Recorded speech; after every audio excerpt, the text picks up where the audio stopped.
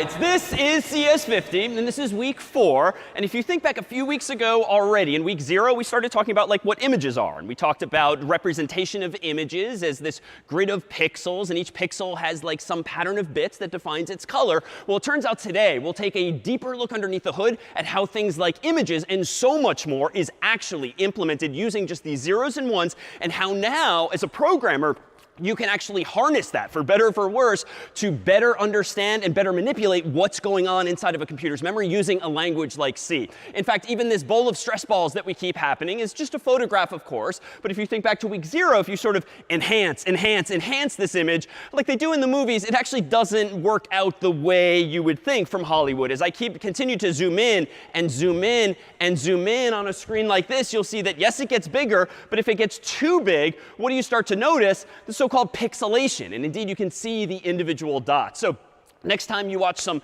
show or movie on TV that has this sort of notion of enhancing, there's actually a finite limit there. You can only enhance so far as there's actually information there. But once you zoom into a certain level like this, like that's all that's there. You're not going to see the glint of the suspect in some crime drama in their eye just because you've enhanced the image. There's only a finite amount of information actually there.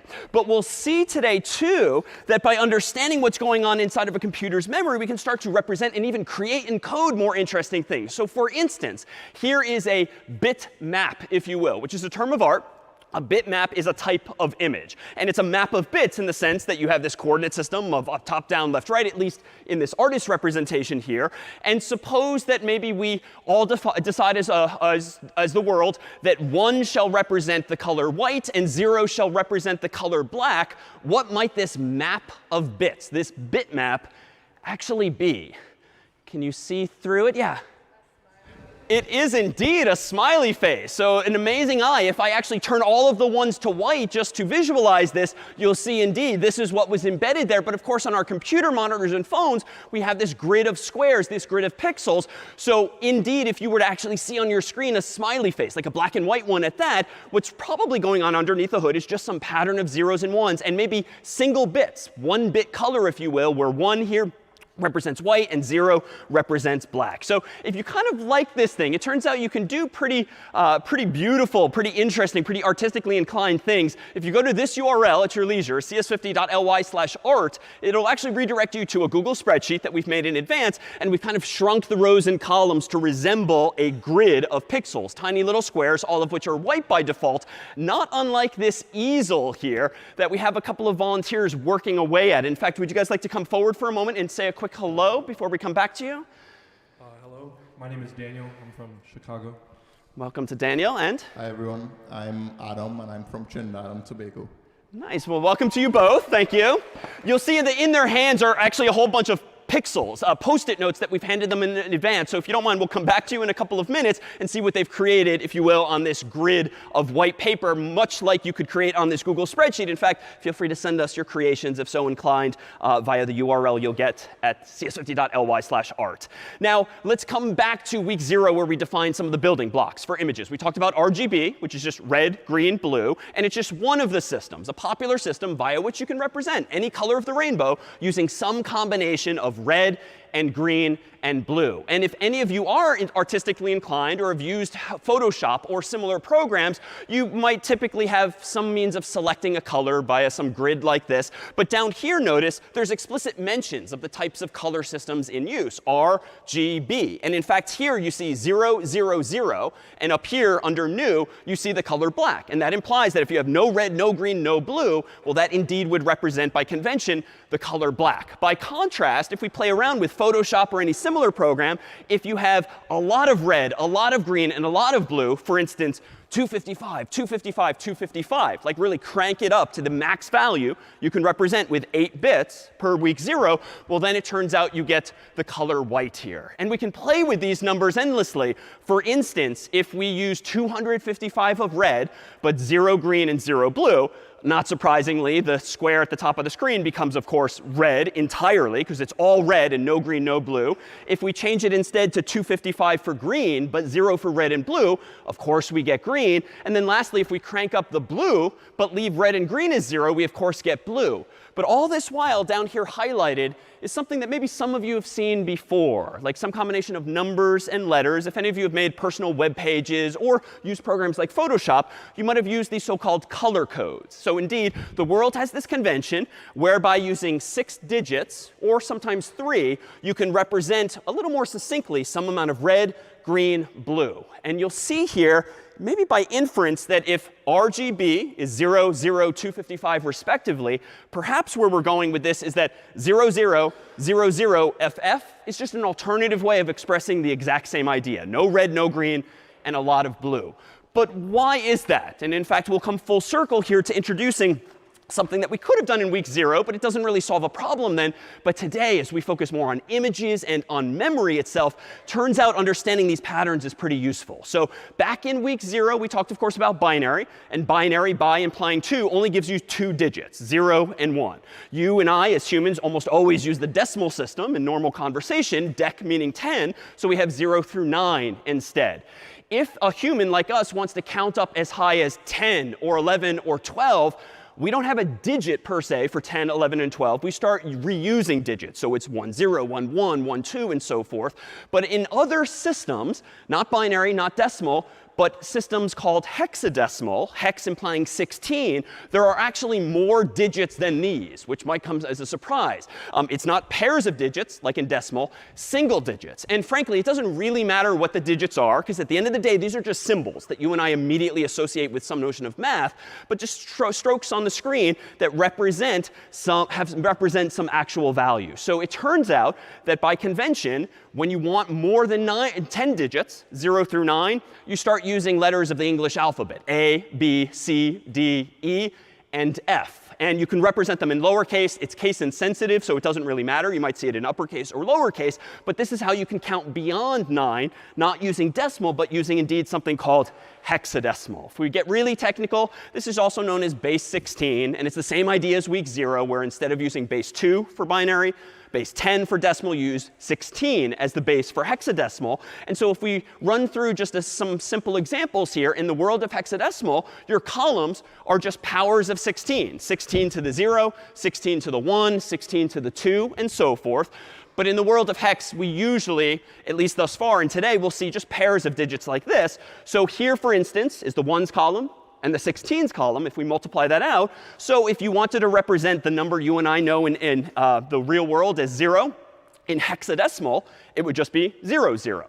If you want to represent the number 1, it would be 0, 1. And from there, we get 0, 2, 0, 3, 0, 4, 0, 5, 0, 6, 0, 7, 0, 8, 0, 9. Now things get potentially interesting. In decimal, it would obviously become 10. But in hexadecimal, it just becomes 0a and then 0b. Which is to say, if I rewind, after 9 comes in hexadecimal. If I pronounce it in decimal, this is how you'd represent 10. This is how you'd represent 11, 12, 13, 14. And then lastly, in hexadecimal, the 16th value is f, which is just always going to represent 15. So how do we connect this to some of the past math? Well, once you get to 0f in hexadecimal, if f is the highest you can count, just like in decimal, 9 is the highest you can count, what comes next? If this is 15, I claim, how do I represent 16 in hexadecimal? With what pattern of symbols? What pattern of symbols for hexadecimal? Yeah. So 1, 0. Not 10, even though you might read it like that as a typical human, but 1, 0. Because why? Well, even if this is completely new to you, the whole column system, the places are exactly the same intuitively. So you need a 1 in the 1's place and a 1 in the 16's place and a 0 in the 1's place. And we won't count all the way up to 255, but if we count a little higher, this would be 1, 0, aka 16 in decimal. This would be 1, 1, aka 17 in decimal, and then 18, 19, 20, and so forth, dot, dot, dot. And we can count all the way up to FF. Because if F is the biggest digit in hexadecimal, FF is indeed as high as we can count. And if each F represents 15, well, let's just do the math like in week 0. So 16 times F plus 1 times F is how all of us learn to do math in grade school, even though not in hexadecimal. That's, of course, 16 times 15 plus 1 times 15. Multiply that out, you get 240 plus 15. And ergo, you can count as high as 255 using 2 hexadecimal digits. Now, this is not the kind of thing where like this is going to be an interesting exercise mentally to ever convert in your head. Generally, you'll get used to the fact that after 9 comes A, and the biggest digit is F. And you'll just start to see patterns like this in the worlds of Photoshop, web pages in a few weeks, and beyond. But like, why is hexadecimal useful? Like, why are we complicating the world and adding on top of decimals something else? Well, it turns out that a single decimal digit, like F, the biggest one, for instance, is 15. And here, let me just propose a bit of mental math. How many bits do you need to represent the number 15 in binary? If you've got the 1's place, 2's place, 4's, and so forth, how many bits total? So fewer than 5 to count as high as 15, I think. But close. Someone else? Seeing a hand? Yeah. So 4 bits, I think, suffice. Because if you want to count as high as F, that is to say 15, I think if you have 4 bits, you can do that. Because if over here is the 1's place from week 0 for binary, this is the 2's place, this is the 4's place, this is the 8's place, do out some quick math. So 8 plus 4 is 12, plus 2 is 14, plus 1 is 15. So it turns out that by convenience, hexadecimal digits can just be represented consistently with 4 bits, or fewer, but 4. And 4, of course, is half of 8. And 8 is like everywhere. Like 8 bits is a byte, which is, again, just a convention we've seen. And so the reason that you see hexadecimal in the world of Photoshop and eventually web pages is it actually just maps really nicely to expressing binary numbers more succinctly with a fixed number of digits. So for instance, anytime you see 1111, 1111 in the world as binary, you know what? That's a little tedious to both say and write. You can represent more succinctly any group of 4 1 bits more succinctly in hexadecimal as just F. So 1111, 1111 in binary more succinctly and more commonly now in the world of Photoshop, memory, images, and the like is represented more succinctly as FF. And that's why, because it just maps really nicely to 4 bits. And so we can be a little more succinct. So any questions on hexadecimal, which is just another way of representing information, but using the same grade school approach? Yeah?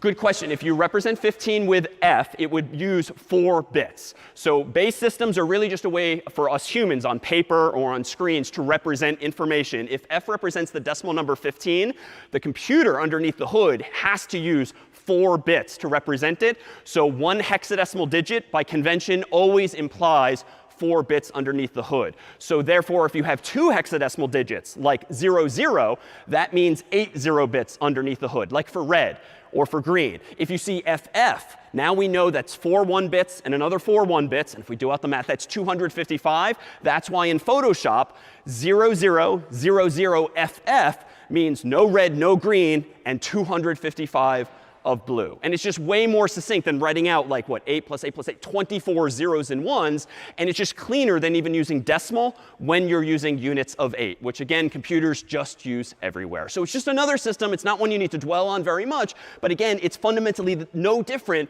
from binary or decimal. We're just using a slightly different base. Any other questions on hexadecimal? No? All right, well, we had this blank canvas here. And I think, are you two perhaps ready to reveal for the world what you've created? Do you want to go ahead and I'll swivel it around for you. All right, here we go. Big reveal. And today's pixel art. A round of applause if we can.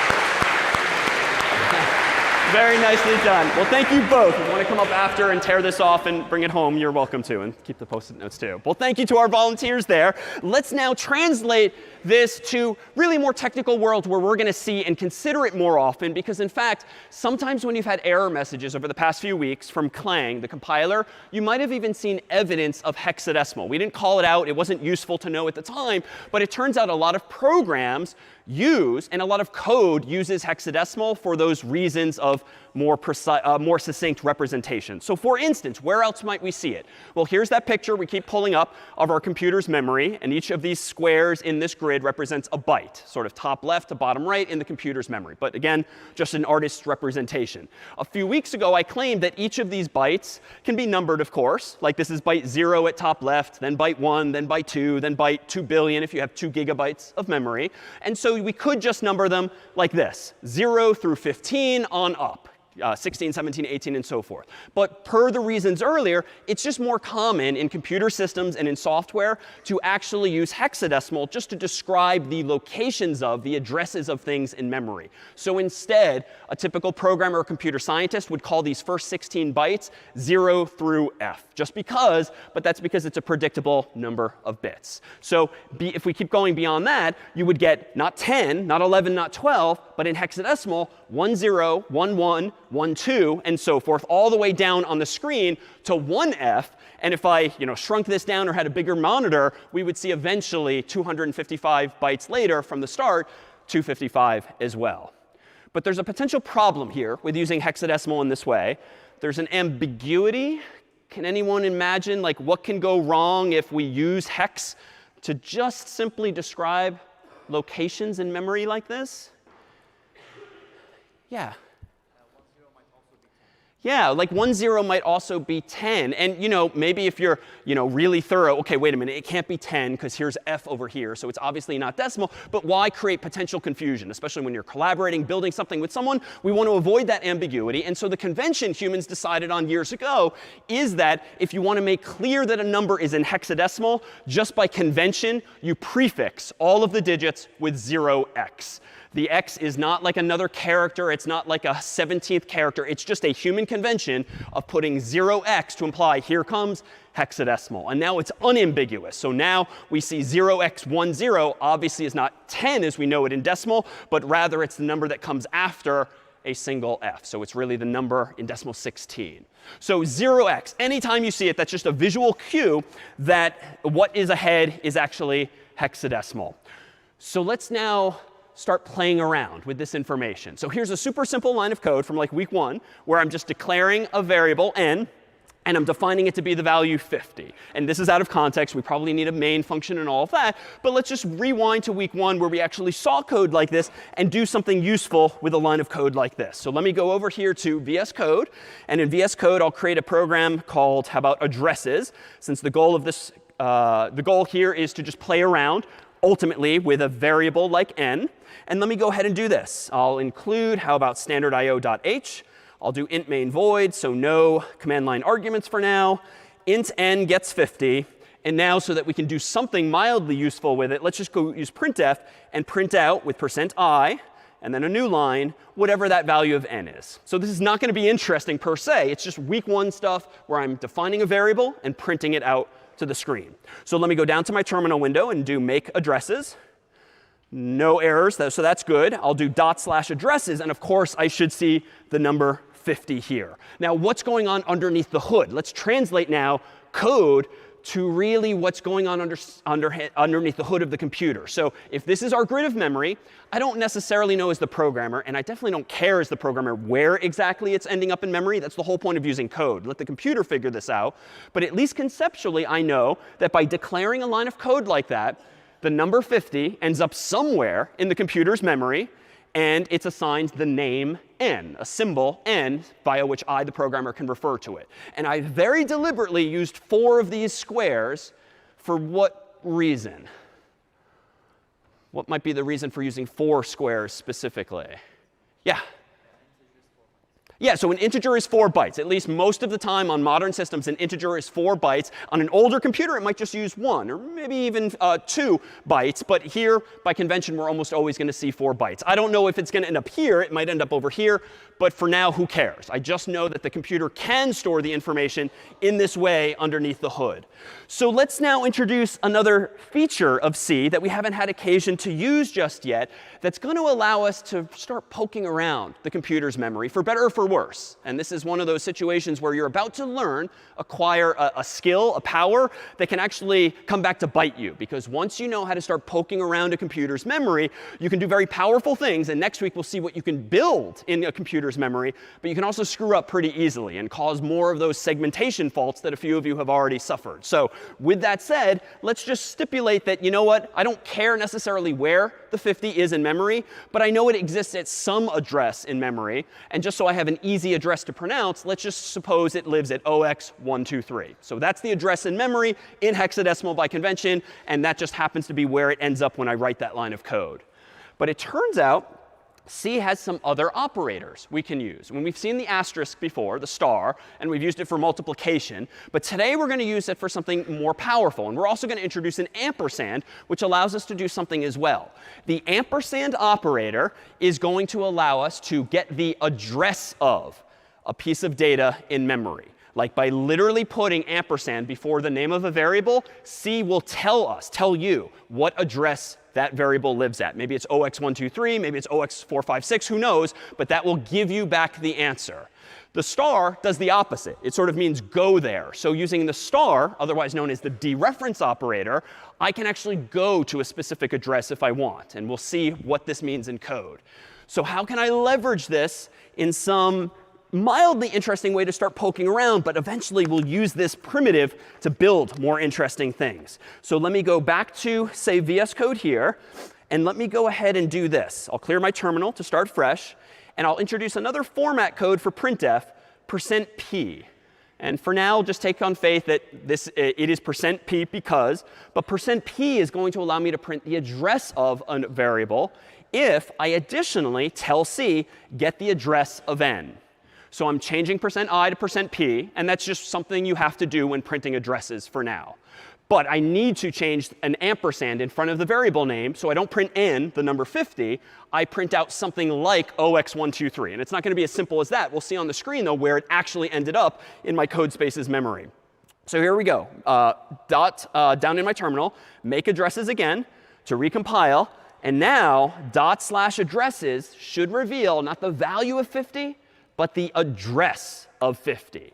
And there it is. It's pretty long. It's not quite as simple and pretty as 0x123, but there's the 0x, meaning here's a hexadecimal address, and it's 7f, fc, c784a04c. Suffice it to say, your code space, and even your Macs and PCs nowadays, have a lot of memory. That's why, in part, this address is so big, not as small as the thing on my slide. So this, at the moment, isn't that useful yet, but it introduces us to a concept that we'll now call pointers. And pointers are admittedly one of the more challenging aspects of C. And if in future life you tell friends that, oh, I took a class called CS50 and we learned C, like you'll probably get kind of a look at people like, why did you learn C? Or like, oh, C was hard. And it's largely because of this topic, which isn't to say that it's that hard to wrap your mind around, but it's definitely very different. And it's not a feature that you can harness in higher level languages that we'll see in class 2, like Python and Java and the like. C is about as close to the computer's hardware, so to speak, that you can get before things get actually scary. The so-called assembly language we saw in week 2 when I had to link and compile and assemble and all of that, like that gets really low level. And you really have to be an expert with the computer's CPU or brain to understand that. But with C, you can actually poke around the computer's memory and do powerful things with that. But again, with great power comes responsibility. It's very easy to break programs by misusing memory or just having a bug that touches memory in some way that you don't intend. So pointers, at the end of the day, are pretty much what we just saw. A pointer is really just a variable that contains the address of some value. A pointer is a variable that contains the address of some value, or more simply, it's fine to think of it as an address. A pointer is an address of something in the computer's memory. Now, what might we do to actualize this? Well, here's 2 lines of code. It turns out, by using our 2 new operators today, I can declare an int, call it n, and assign it a value like 50, just like before. If I want to store the address of n in a variable and not just print it immediately via printf, I can declare a variable, for instance, called p, but I could call it anything I want, like any variable. But because it's an address, it's not int p. It has to be int star p, so to speak. And the star here on the left-hand side of the equal sign is just a clue to C that means p is going to be a pointer. That is, p is going to be the address of what? The address of an integer. Now, technically, it's still an integer itself, right? Because an address is just a number, whether it's 123 or 0x123. So this is really just a semantic difference. So int star p just means that this variable doesn't contain any old number, like 50. It specifically contains a number that is the address of something else. So how can I now use this? Well, let me go back to VS Code, and let me propose that we add a line of code like that. So instead of just directly printing out that value, let's go ahead and define a second variable called p that's of type int star p, set it equal to ampersand n, and then this time, let's not just print out ampersand n, let's actually print out the value of p. So the only two new things here, if I zoom in, are I've used not only the ampersand on the right to get the address of n, I'm now using the star on the left to tell C that p is still a variable as always, but it's a pointer. It is the address of some other value like this. And I'm still going to print it with the same format code, %p, so that doesn't change. So let me go ahead and zoom out and do make addresses and /addresses. And there it is, exactly the same thing. Now, in and of itself, not that useful yet, but the fact that you can now access the addresses of things in memory means that we'll be able to build things and construct things and link things together by knowing where they live, so to speak. So any questions on this technique thus far? Yeah?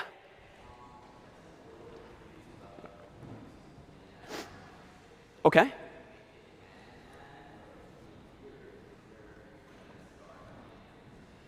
A good question. On line 6, must it be star, p, and ampersand? And in this case, yes, because what am I doing? On the left, and I'll get rid of the equal sign for now, this would give me a variable called p that's not an integer per se, but that's the address of an integer. But without the equal sign, I'm not storing anything in that variable.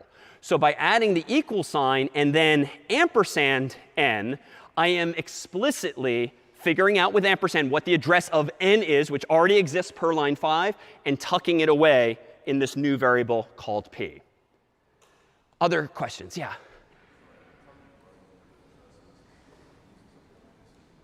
Good question. Every time I run the program, it uses up a different piece of memory. Short answer, yes. Computers, though, long story short, also have something called virtual memory. So if you run it again and again, you might actually see the same addresses on the same Mac or PC or cloud-based server. But we'll see in a bit where, at a high level, it's laid out. But it will always exist at some address. Good question. Yeah?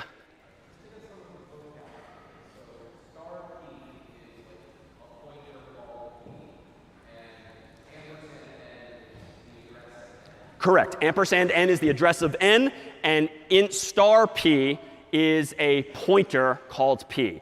And honestly, in an ideal world, if C were made today and not decades ago when humans were first creating languages, ideally, we would just have a data type called pointer. And then this would be a little less complicated because it would literally be what it says. The humans who invented C didn't do this, but this is the idea. So pointer is not a legitimate word in the code. It is a term of art in English.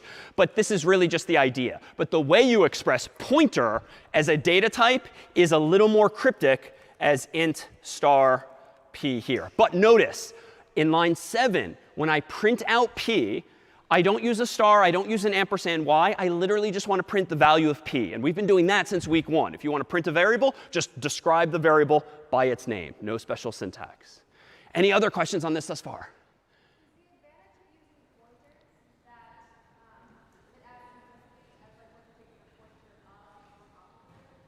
What's the advantage of using pointers? With pointers, we'll see today some applications of them. Really, the idea is going to come to fruition next week when we're going to create what are called data structures in memory, where we can build not just, for instance, one-dimensional data structures like an array. We'll see next week we can actually create the equivalent of two-dimensional data structures or even three-dimensional data structures by using these addresses and sort of linking things together. And we'll see the beginnings of that this week. But for now, focus, at least for now, on just really the syntax and what these building blocks can do for us.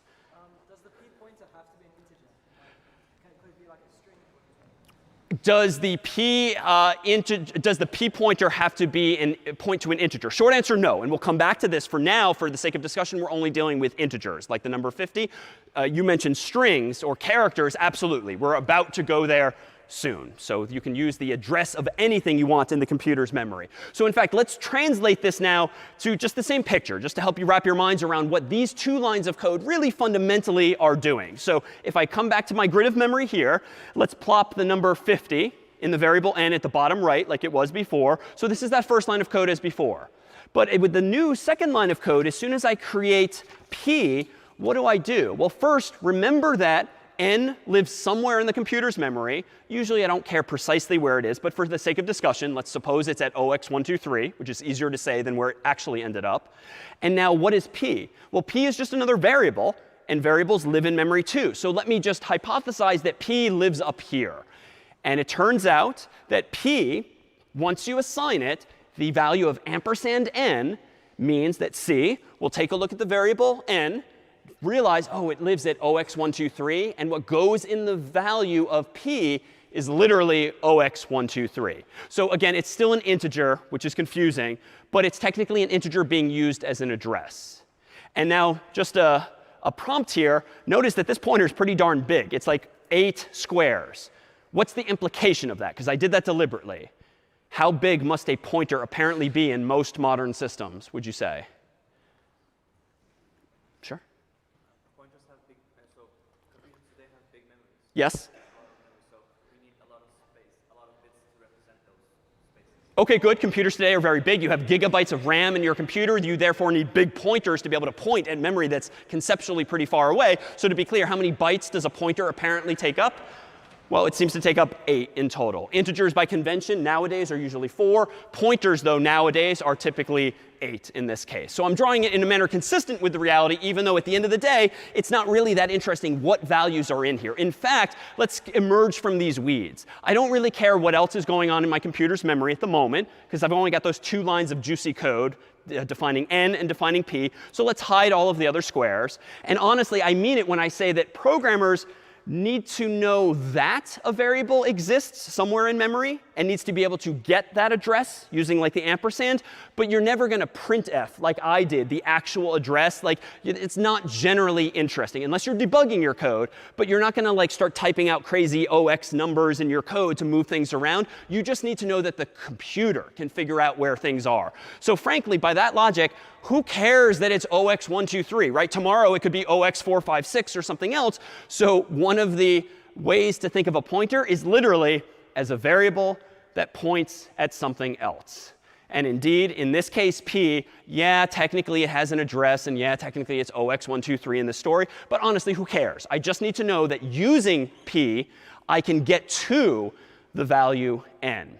And so what are these addresses? And in fact, if Carter wouldn't mind joining me up here for a moment, what are these addresses? Well, just like in our human world, we have mailboxes, even though you might not check it very frequently nowadays. But to get physical mail, every home, every business has a unique address. The Science and Engineering Complex is 150 Western Avenue, Allston, Massachusetts, 02134 USA. And theoretically, that uniquely identifies that building in the world. Well, here we have 2 mailboxes.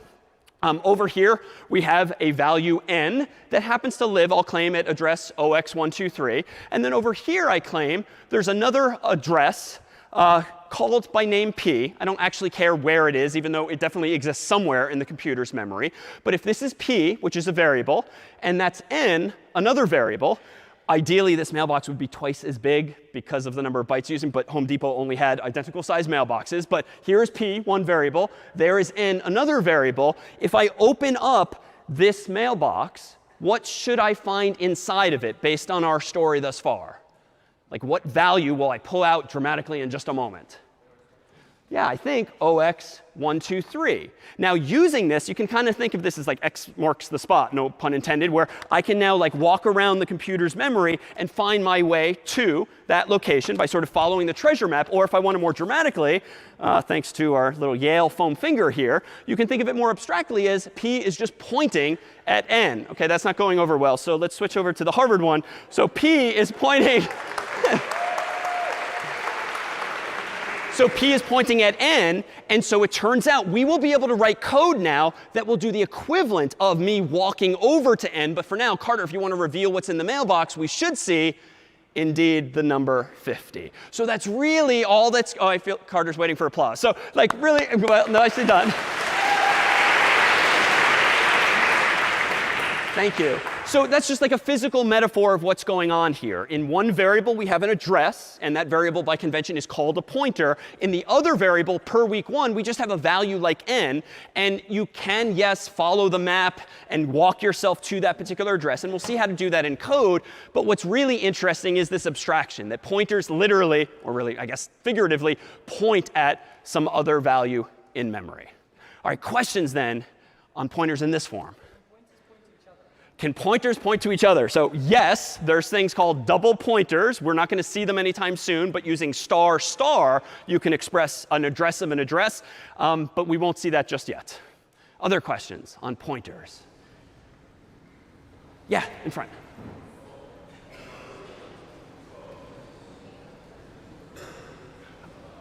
Are arrays, so to summarize, are arrays then pointers? So short answer, there's a relationship, and we'll come back to that in a little bit. But arrays are technically different from pointers, but we're going to be able to blur the lines a little bit by using one like the other. But let me come back to that in just a bit of time. All right, so if we have now this mental model, if you will, of like what a pointer is in memory, I think we can start to peel back a layer of simplification that we've been assuming for the past few weeks since week 1. So a string, recall, is a sequence of characters. And so if you want to create a string that says hi in all caps and an exclamation point, we do string s equals quote unquote hi. And we can hard code it like this, or we could use getString. But for now, just assume that I hard coded it into my code to always say hi in all caps with an exclamation point. Well, what does that look like in the computer's memory? Well, let's stop looking at the entire memory. Let's just focus on really what's going on.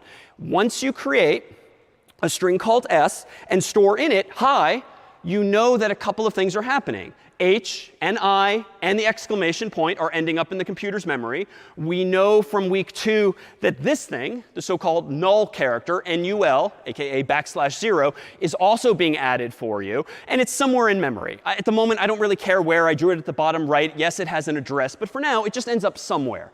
And in fact, here's a little visual cue as to how this happens.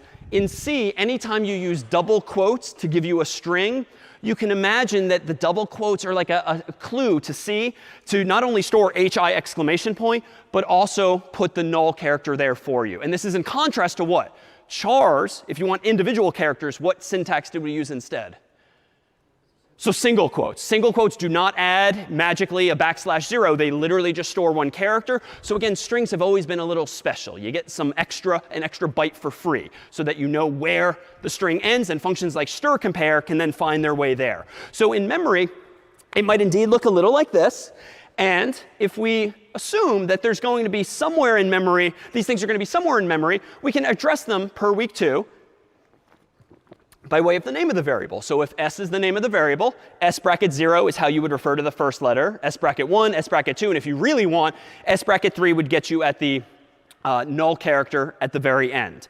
But what is s? So technically, in this line of code here, not only is the computer giving you memory for hi exclamation point \0, it turns out that s itself must take up some amount of space, right? Because s is the variable. And every time we've talked about variables thus far, I've given you a rectangle on the screen in which to store its value.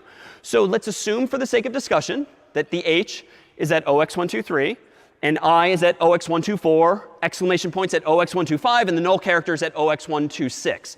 Well, what then is s? Well, s is just going to be some other variable, and I'll draw it somewhat abstractly without all of the other boxes up here. And I'll claim that the name of this variable is s. But it turns out, what is s really? How do strings really work? Well, s is a variable and has been since week 1. But when you define it, what the computer is doing for you automatically is when it knows you want to store hi exclamation point, it puts that somewhere in memory. The computer then figures out for you what's the address of the very first character. And it stores that address, and only that address, in the variable you created on the left-hand side of the equal sign. And that's enough. Like, to represent a string with 3 letters of the alphabet or punctuation, you don't need 3 variables. You just need one. You just need to know the beginning of the string. Why? Why is it sufficient for a variable to only store the first byte's address and not all of the byte's addresses? Exactly. Because of the design of strings per week 2, we always null terminate them. So it suffices to only remember the first byte's address, because from there you can sort of follow the breadcrumbs, byte after byte after byte. And until you see the new line, the null character, you know that all of those characters are apparently part of the same string. So this is what's been going on in the computer's memory all since week 1. And in fact, if we abstract this away, you can really think of S as being just this. Really a pointer to that chunk of memory. So in fact, what do we have here? Well, to recap on the code here, we have on the left-hand side string. That's what ensures that we'll actually be able to print out, store a string in a variable called S. We're going to have on the right-hand side, though, the actual value. So let me switch back to VS Code here, and let me change my code to no longer involve integers alone. Let me go ahead and let me do something like this. How about let me go ahead and do perhaps this here. Yeah, let's just do something simple like this. So I'm going to add the CS50 library, just so that I can use some shortcuts in there, cs50.h. And then in my main function, I'm going to go ahead and do this. String s equals, quote unquote, hi, in all caps, exclamation point. And then I'm going to go ahead and print out, using %s, as always, \n, the value of s. So this program at the moment, not interesting at all. It's just week 1 stuff again. /addresses indeed prints out hi. But it turns out that now that I know this, what's really been going on underneath the hood all this time? Well, here's that same line of code that defines the variable called s. And it turns out, anyone want to guess what string is actually a synonym for? String, it turns out, is kind of a white lie we've been telling since week 1. There is no such thing as string as a keyword in C. It's technically a CS50 thing, yeah? It's a pointer to a character. So really, all this time, we've kind of been lying to you. There is no string, quote unquote. It's actually char star. And if I may dramatically, here go the training wheels. OK, that didn't land very well. So what have we been doing? Well, it turns out that string is a much easier way conceptually to think about what a string of characters is. Like, my God, if we had to start in week 1 by having you type char star, yeah, you might get past it. But this is just way too much ugly syntax, not intellectually interesting at all. So we abstracted away what a char star was in the first week of C by telling you it's actually called string. Now, string is a term of art. Like C programmers are in any language, will use the word string to mean a sequence of characters. But in C, it's not technically a word unto itself. It's rather a synonym that we ourselves created in some form. So in fact, how did we do this? Well, think back to just last week. Last week, I proposed that it'd be really nice if we had a person data type, which the creators of C did not think of decades ago. But that's OK. We can define it ourselves. What did we do here? Well, we're using syntax like this. Recall that we defined a person to be what? To be this structure. This structure, using the new keyword last week, struct, means that a person is just a name and a number. And it could have been other things. We just kept it simple. But how did I associate person with that structure? Well, we claimed that it was this value here, typedef, which, as you might expect, defines a data type. So what did we do as CS50 back in week 1 without telling you? Well, we could have done something like this. Like int itself is a little cryptic, and maybe we should have, to keep things even simpler, said, hey, everyone, turns out you can define integers in C. And if you wanted to do this, well, if you want to create the keyword integer as a data type, you can just typedef it to int. So typedef creates the word on the far right, integer, and creates a synonym for it, in this case called int. So what did we do in week 1 without telling you? We have a line of code like this in the CS50 library that associates quote unquote string with, more cryptically, char star. And this is why in week 1 onward, anytime you use the CS50 library, you can write the word string as though it's a real C data type. And that's just because we wanted to have this abstraction, these training wheels on for the first weeks, so we don't have to get in the weeds of all this crazy memory stuff. We can sort of talk about strings at a higher level. But that's all they are. Strings are the address of the first character in that sequence of characters. Questions now on any of these details? Yeah? Good question. What about the strings library, which we have used? Unrelated. So it does not define the word string. Everything in there actually relates to char stars. And so in fact, if you've used the CS50 manual, which is just our user-friendly version of the actual manual pages for the official language C, you'll see throughout that now, if you start poking around or turning off less comfortable mode, you'll actually see that we changed any mentions of char star in the official documentation for these first weeks to just string, to simplify it. But underneath the hood, C does not know the word string per se as a keyword, but it's absolutely a concept that like every program in the world knows about. And in fact, in other languages, in Python, for instance, there will actually be a proper string, although it's not going to be called string. It's going to be called str, S-T-R for short. Questions on these strings here? Questions just yet? Well, let me propose there's one other feature of this syntax that we can now leverage as follows. Let me propose that if we go back to the previous version of my code here, wherein, let me switch back to VS Code in just a moment. I'm going to rewind in VS Code to the integer version of my code from before. And most recently, it looked like this. Before, when we were using integers only and not, in fact, strings at all. Let me propose that there's this other feature of C that we can use that actually allows us to go to an address. So at the moment, let me just rewind and do make addresses to remind you what this program did when it was using integers alone. And there's that address. Why? Because on line 7, notice, I'm printing out the value of p, which is a pointer. So of course, it's going to look like an address. But let me zoom out now and make one change.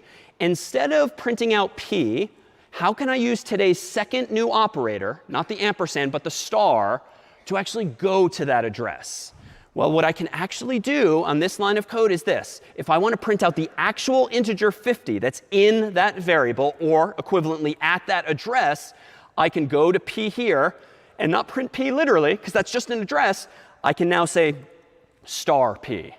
And star p means go there. More technically, dereference p. That is, follow the treasure map to the actual address and do what Carter did, open the mailbox and print whatever was in the mailbox, which recall was the actual number 50. So let me try this. Let me recompile the code. So make addresses. OK, let me clear my terminal window, /addresses. This time, I shouldn't see the OX anything. I should see just the number 50 in this case. And here, too, is kind of an unfortunate design decision, certainly pedagogically, I would say, in C. If I zoom in on this code, star is unfortunately being used in 2 different ways. In an ideal world, they would have used 3 different symbols to make this more semantically clear. But this is what we're stuck with. So in line 6, when you declare a pointer, that is a variable that stores an address, you put the type of variable that you want to point at, then a star, just because, and then the name of the variable. And then on the right-hand side, you actually get the address of whatever using ampersand. But when you want to go to an address, you want to dereference a pointer, you don't use int again. And we've never done that, right? Once you declare a variable, you never again mention the data type. But in the world of pointers now, if you want to not print out p, but go to whatever address p is storing, you use star p here. So a good visual indicator would be when you declare a pointer, that is, make it exist in your program, you have to declare the data type with the star. But when you use a pointer, you just use the star. In an ideal world, this would be a completely different symbol. But again, this is what we have. Questions now on that syntax? Yeah? Sorry, a little louder.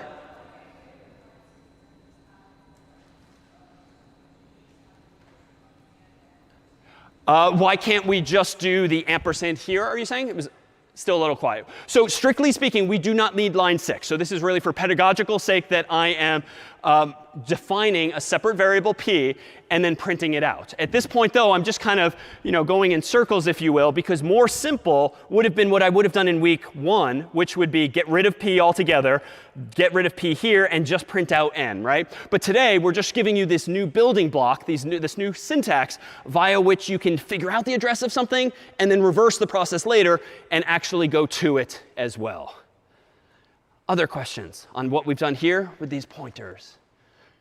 All right, well, let's context switch back to the string now and see what more we can do with this here. In the case of our strings here, let me refine this to zoom out. Let me delete the integer related code here. Let me do string s equals quote unquote hi in all caps. Let me go ahead and for the moment include CS50.h at the top so that indeed I can use the keyword s, or string rather. And let me go ahead now and do something more than I did last time. Last time I did printf of %s\n, and then I printed out s. And again, I'll recompile this just for clarity. Make addresses, /addresses. That just prints out hi. So that's, again, week 1 stuff. But now that we have this other bit of syntax, we can do some interesting things too. So for instance, suppose I want to print out not s itself, but what if I want to print out the address of s? Like at what memory location is s? Well, I can change my %s to %p, which now we know p is for pointer. So %p means print out the value of a pointer. That is an address. And here, I can actually print out s itself.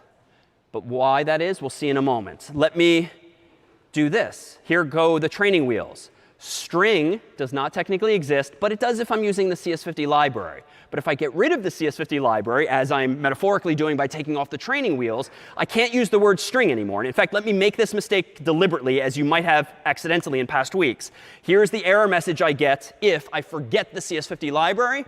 Use of undeclared identifier string. Did you mean standard in? It's trying to be helpful, but it's not, because I didn't mean standard in. So indeed, this is confirmation that C does not know the word string exists, at least as a keyword. Exists as a concept, but not a keyword. So I could fix this by adding back the CS50 library, but that's kind of a step backwards educationally as instead of a step forward. What could I do instead to fix this now, if the training wheels are now off? Yeah? Exactly. Replace string, quote unquote, with char star instead. So I'm going to go ahead and change this to char. Technically, you can put the literal star here, the asterisk, or you can put it there, or you can put it here. By convention is to do what I've done from the beginning. Put the star next to the name of the variable as opposed to anywhere else. Let me go ahead now and sorry, I meant to add the spaces there. You could do this too, but this would be the most normal convention. So now let's do this. Make addresses. Compiles OK now. /addresses, what should I see? Hi or something else? Feel free to just call it out. So still hi, you say? Someone else? A memory location. All right, so it could be one of the two options, right? Either I'm going to see the string or I'm going to see a memory address, though I do in fact see a memory address, and this one's quite different from the integer one. But does anyone now want to explain why you were correct? Why am I seeing the address down here and not hi? It's subtle, yeah. Exactly, because I left my %p there, which means, hey, printf, show me a pointer. But this is where printf is smart and has been smart since week 0. Humans who invented printf decades ago wrote code that notices that, OK, %s means to treat the following value, not as just an address per se that gets printed literally, but print it, as with the mailbox demo, as sort of a treasure map that leads you to the address of a character. So simply by changing one character, %p to %s, and if I now do make addresses again and /addresses, this now is identical to week 1, but hopefully makes sense because %s is just a clue to printf that means go to this address in s, print out every character there and thereafter until you see what? The null character, and then stop printing anything more. And this is why hi has printed since week 1. Today we can see the address %p, but this combination of having access to addresses and the null terminator is all the information printf needs to actually do something more useful by like printing the actual strings. Any questions now on this approach to %s? Any questions? Yeah, in back.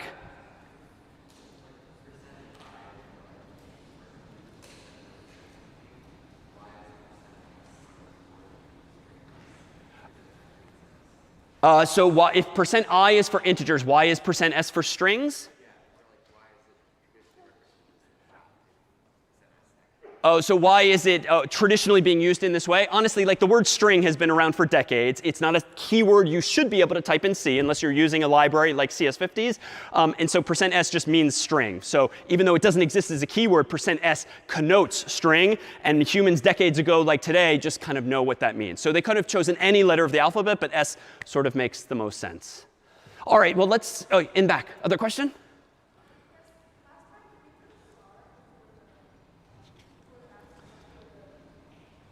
Good question. Before, let me zoom in. I did not use a star before the s. Why?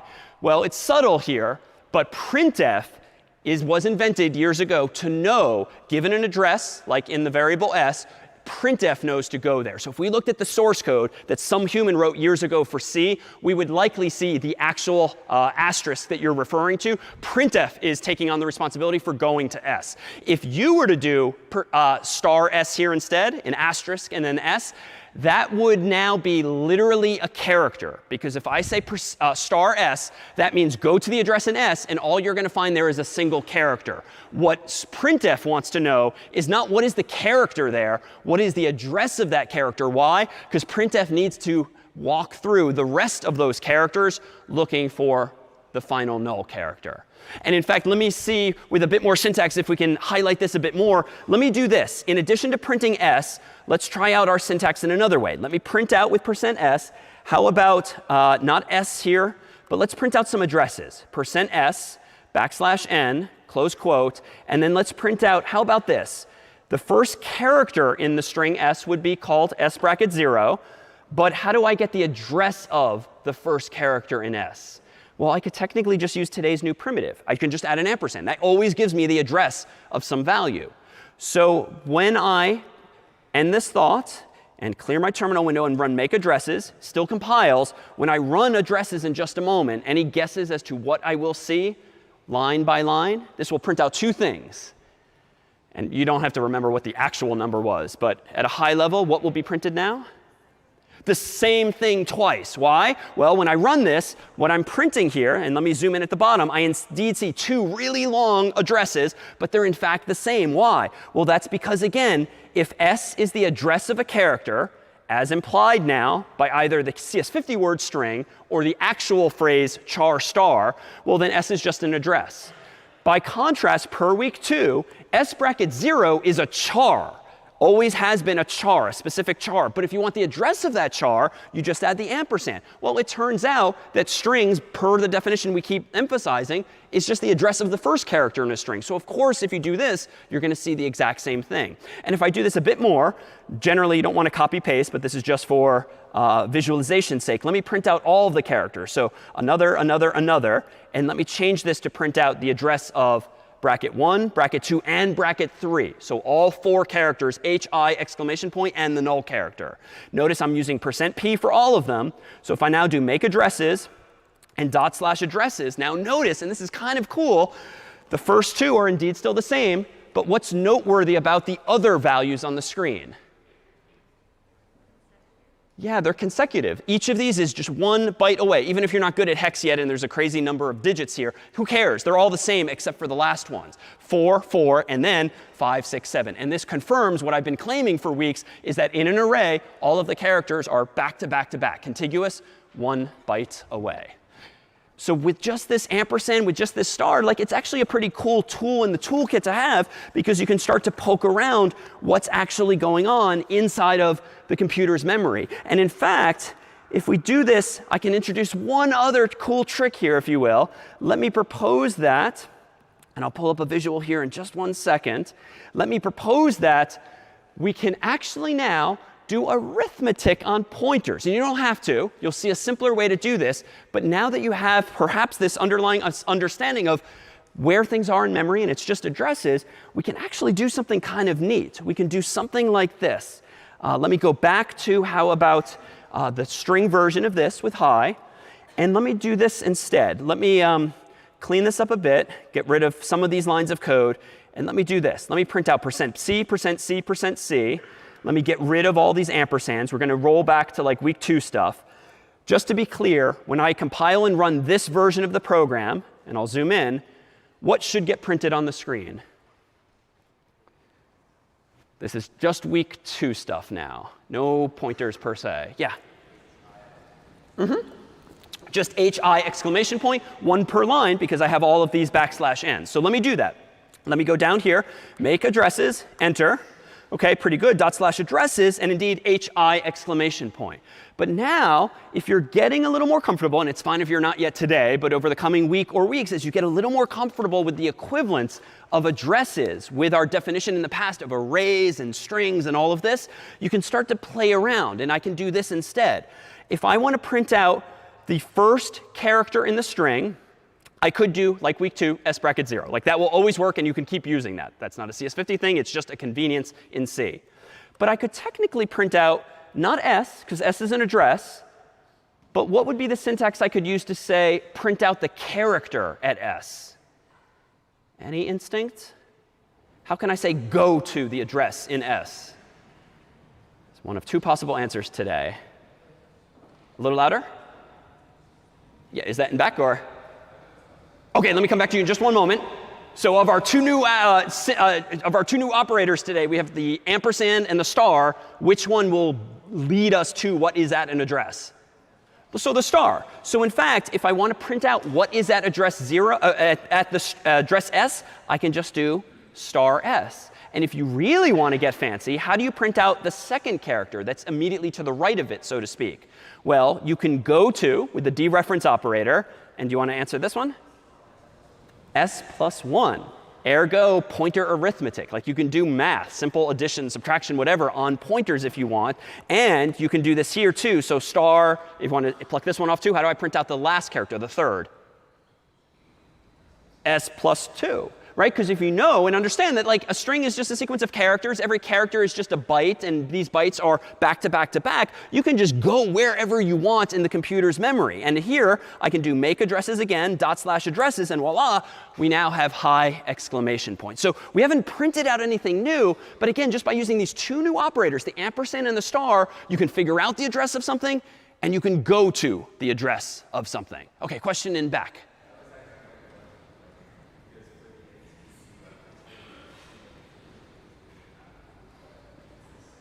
Indeed, it ends up being the exact same. And so I might have used this term before. The ampersand technique, the square bracket technique where you do s bracket 0, s bracket 1, s bracket 2, that's actually what we would really call syntactic sugar. Like it works, and you can use it. You should use it. It's nice and simple. But the square bracket notation underneath the hood is essentially being converted to this, which this is not fun, right? Like this is when you want to show off to your friends, like you know how to do cool stuff in code. But this is not as readable as just s bracket 0 and 1 and 2. But that's all that's happening underneath the hood. And so again, this is why in CS50 we spend time on some of these lower level building blocks, because if you assume that indeed your computer's memory is just this grid of bytes, and you have now the code ability in code to get an address and go to an address, you can start doing anything you want. And you can poke around a computer's memory at any location. And herein lies the danger. Like I'm kind of on the honor system right now that if my string is high, exclamation point, it's kind of up to me to go to the first byte, the second, and the third. But I could get kind of crazy now. And if I want to see what's going on in the computer's memory, I mean, there's nothing stopping me from doing like s plus 50. And let's see what's there. So make addresses, /addresses, high, and then, OK, nothing, it seems. Well, how about 5,000 bytes away? Let's just poke around what's inside of the computer's memory. So make addresses again. Make addresses, /addresses, enter. OK, still nothing there. Let's try 50,000. All right, make addresses. /addresses. OK, there we see it. So you've probably done this, some of you, by accident, because you probably went too far to the left or to the right in an array, touching memory that you shouldn't. Suffice it to say, I should not go blindly touching 50,000 bytes away, because who knows what's there. And indeed, in your computer, when a program is running, the computer segments it into different segments of memory. And if you get a little too greedy and you touch another segment of memory that technically was not allocated to you by Mac OS or Windows or Linux or the operating system, bad things happen, and you get a segmentation fault. And that means it's a bug in your code. So you can now do this. And this means hackers, too, can do things like this. If they can somehow inject code into your C program, maybe they can poke around the computer's memory. And indeed, this is kind of the technique whereby maybe a really sophisticated hacker can jump to this memory, this memory, this memory, looking for something like your password or your financial information or anything that's in the program but at some other address. There's nothing stopping an adversary, at least right now, from poking around. If they can execute code on your computer, from doing this kind of thing. So therein again is the power of C, but also the danger. And you'll absolutely suffer more seg faults in the coming days. But ultimately, the goal is going to be to help you solve them ultimately and fix things. But for now, I think that was quite a bit. So let me propose that we go ahead and take our longer break here, maybe 10 minutes, and have ourselves some whoopie pies in the transept. We'll be back in 10.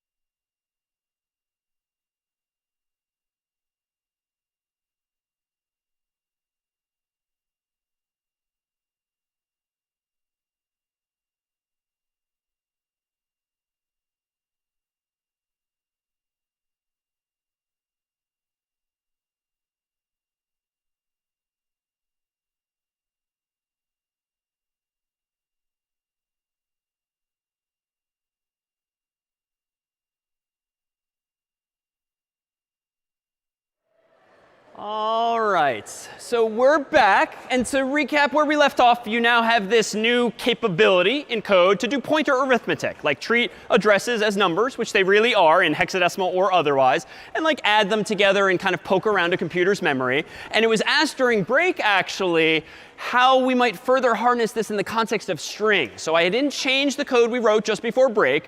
Recall that we last broke the program by checking out bytes 50,000 bytes away. But let's not do that, and let's actually try printing out not individual characters like I did per the %c, but why don't we try printing out strings and substrings, if you will. So let me clear my terminal window. Let me change all of these %c's to %s, %s, %s, and then let me rewind to what we've been doing since week 1 with strings, which is just print them out. For instance, with that first line. And the only difference at the moment is that now I took off the training wheels. I got rid of CS50.h, wherein string is typedef to char star for you. Got rid of that. So now on line 5, I'm declaring s as being a char star, which just means the address of a character. And printf is smart enough to know that the end of a string is wherever that null character is. But now that I can do pointer arithmetic, notice that I could do something like this. If I want to print out s, I just print out s. Suppose I do s plus 1 here and s plus 2 here, again after changing %c to %s. Any intuition around what this code will now print on the screen, line by line? Yeah, thoughts? The memory address of H, and then memory address of I, and the memory address of exclamation point. OK, reasonable conjecture. Maybe the memory address of H, that of I, that of exclamation point. But other thoughts?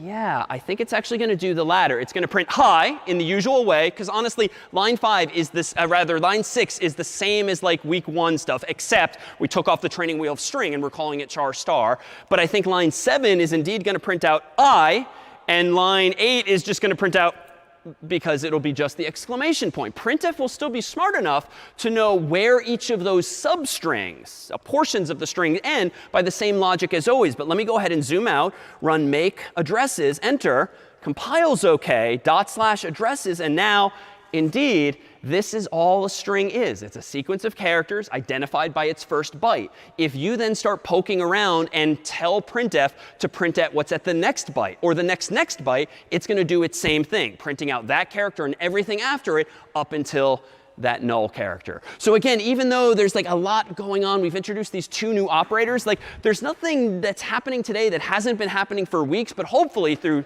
this week, this week's lecture, this week's problem set and beyond, you'll start to realize that now you just have more tools via which to harness those lower level implementation details. So last week too, recall one other implementation detail. I claimed that you could not compare 2 strings quite as easily as you could compare to integers, for instance. And I told you to use a different function instead that you probably used 1 or more times with the past problem set. How are you supposed to compare strings, apparently? Yeah, so string compare, strcomp, that additional function that we said, you just have to use it for now. But you might have a little intuition already as to like why we have to use strcompare and we can't just use equals equals to compare strings. Like any intuition for this already? Why was strcompare necessary last week?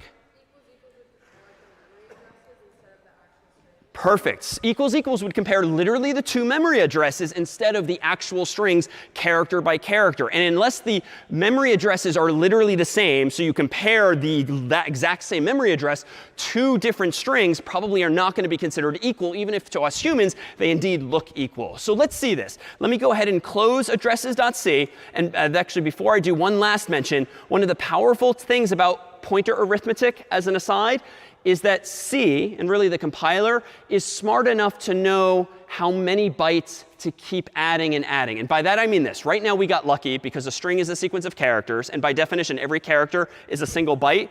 You can poke around and do s plus 1 to get the next byte, s plus 2 to get the 3rd byte. However, if we weren't dealing with strings, suppose we were dealing with integers that were in an array back to back to back. If you wanted to get at the next integer, you could still do +1, or +2 to get at the next or the next integer. You would not start to get into the weeds of doing +4 and then +8. You don't have to know or care how big the data types are in the computer. C and the compiler will figure that out for you based on the data type in question. So keep that in mind if ever doing this on a different data type than chars. All right, so let me go ahead and open up a file that I wrote in advance most of. And let me hide my terminal window and show you this. So here's a program called compare.c, whose purpose in life is to compare two strings. I'm back to using the CS50 library because at least for now and probably a couple more weeks, it is so much easier to get input from the user using CS50's function, getInt. But we'll conclude today by taking off those training wheels as well, so you can see how you can actually get user input with nothing CS50 specific. So lines 6 and 7. Pretty boring, week 1 stuff. Get an int called I, get an int called j, and store them in 2 variables, I and j respectively. If I equals j, print out the same, else print out that they're different. Let me just stipulate for time's sake, I'm pretty sure this code is correct. This will get 2 integers from the human. It will compare them and tell me correctly if they're the same or different. And I'll prove as much by running make compare /compare, and I'll type in 50 for I, 50 for j, and they're the same. And now I'll do how about 50 and say 13, and those are different. So let me just stipulate this code is indeed correct. Would have worked in week 1, also works now in week 4. But let me now change it to compare not to integers, but as I hinted, maybe to strings instead. So let me go ahead and change this line of code to maybe be string s equals get string, asking the user for s. Then let's change this second line here to be string t, just to keep the variable name short for now. And t is a good choice after s for something like this. Get string, prompt the human for t. And then let's change our I and j here to do the wrong thing. Per the intuition earlier, if s equals t, then print out the same, else print out that they're different. Now, if I want, I could take off at least some of the training wheels. I could change this to char star. I could change this to char star. Either's fine. I still need the CS50 library, though, because I'm using get string, because it's actually hard, as we'll see today, to get strings manually without using a library. But I'll keep it using string just for now with the library. All right, make compare again. /compare. And now let me go ahead and type in, for instance, hi, exclamation point, enter, and hi, exclamation point, enter, and they're different.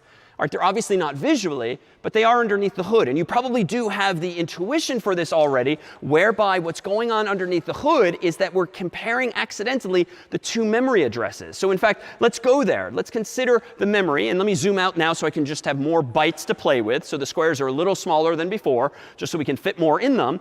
And let me propose that when I declare s on what was line 6, a moment ago, it ends up somewhere in memory, like the top left-hand corner of my picture, for discussion's sake. And when I execute that same line of code and get string is called, and I type in hi exclamation point, we know from week 1 that get string puts it somewhere in the computer's memory. And I'll propose that it's in like the bottom left-hand corner of the screen here. What happens after that? Well, I know, even though I don't generally care, that hi exclamation point and the null character exists at some address, like 0x123, 124, 125, 126, for discussion's sake. And what's in s? Same as before break, 0x123. So that's all that's happening again on line 6, which is pretty much the same as when we were getting an s earlier.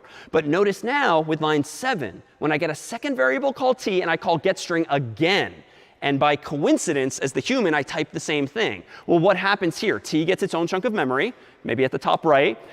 That second version of hi gets somewhere else in memory. You know, the computer could be smart and notice it's the same, but C doesn't generally do that for you. It just plops it somewhere else in memory. And maybe it's at address 0x456, 457, 458, 459, or wherever. But you can perhaps see where this is going already. T now, of course, contains the address of that first byte. And so in my code on line 9, when I compare S and T for equality, suffice it to say, they are not equal. Because of the way the strings are laid out in the computer's memory, it indeed looks the same values are there. But if we abstract away further, you can really see that S and T are not the same themselves. And so how did we fix this? Or really, how did we avoid this last week without spilling the beans and going down this rabbit hole of explaining like why you have to use stir compare? Well, if I go back to my code here, let's do it now the right way. Let me go ahead and include a line of code that says string compare of s, comma t, both as inputs. And then if you recall, what does stir compare return when two strings are equal? There's 3 possible return values. So 0. So 1 is for if it comes alphabetically or ASCII-betically first or second. But for now, I just want 0. If I want to use stir compare, I do need string.h. So string.h does exist. That's not a CS50 thing. There's no keyword string as a data type. That's a CS50 thing. But string.h does exist. So I think now, with that change on line 10, if I do make compare and /compare, and then run again, type again, high exclamation point, high exclamation point, I think now they're the same. And just as a second check, high in all caps, maybe high in lowercase, those are in fact different. Why? Well, stir compare, which was written by some other human decades ago, is just smart enough to know that it should go to S and go to T, start comparing them left to right, stopping once it hits one or both null characters, and return 0 only if everything in S and in T are exactly the same. Are any questions then on this here? Any questions on why we're using stir compare? All right, if no, yeah, oh, in the middle.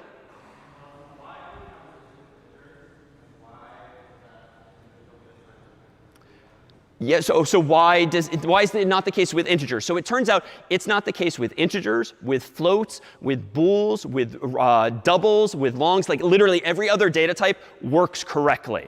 Strings, though, are special. They're useful enough in programming and have been for decades that the authors of printf and the authors of stir compare and bunches of other functions, Sterling for that matter, just kind of treat strings special because they're just useful, right? We humans interact using language, be it English or anything else. And so it's just useful to have into the language C just sort of first-class support for this notion of strings of human text. So the short answer is just because. Like it just is necessary. Strings are different. They're implemented with this address and the null character. Everything else, though, is just a value. But a string, again, is a white lie. It's an address. It's not a thing unto itself. Good question. Yeah, in front.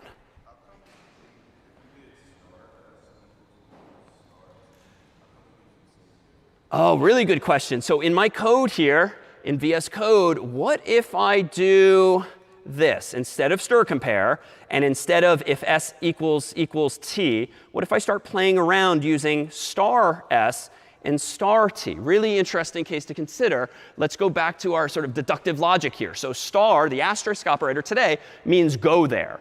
So when I've typed in hi once and then hi again, both uppercase, for instance, what is at the address S literally? Someone else.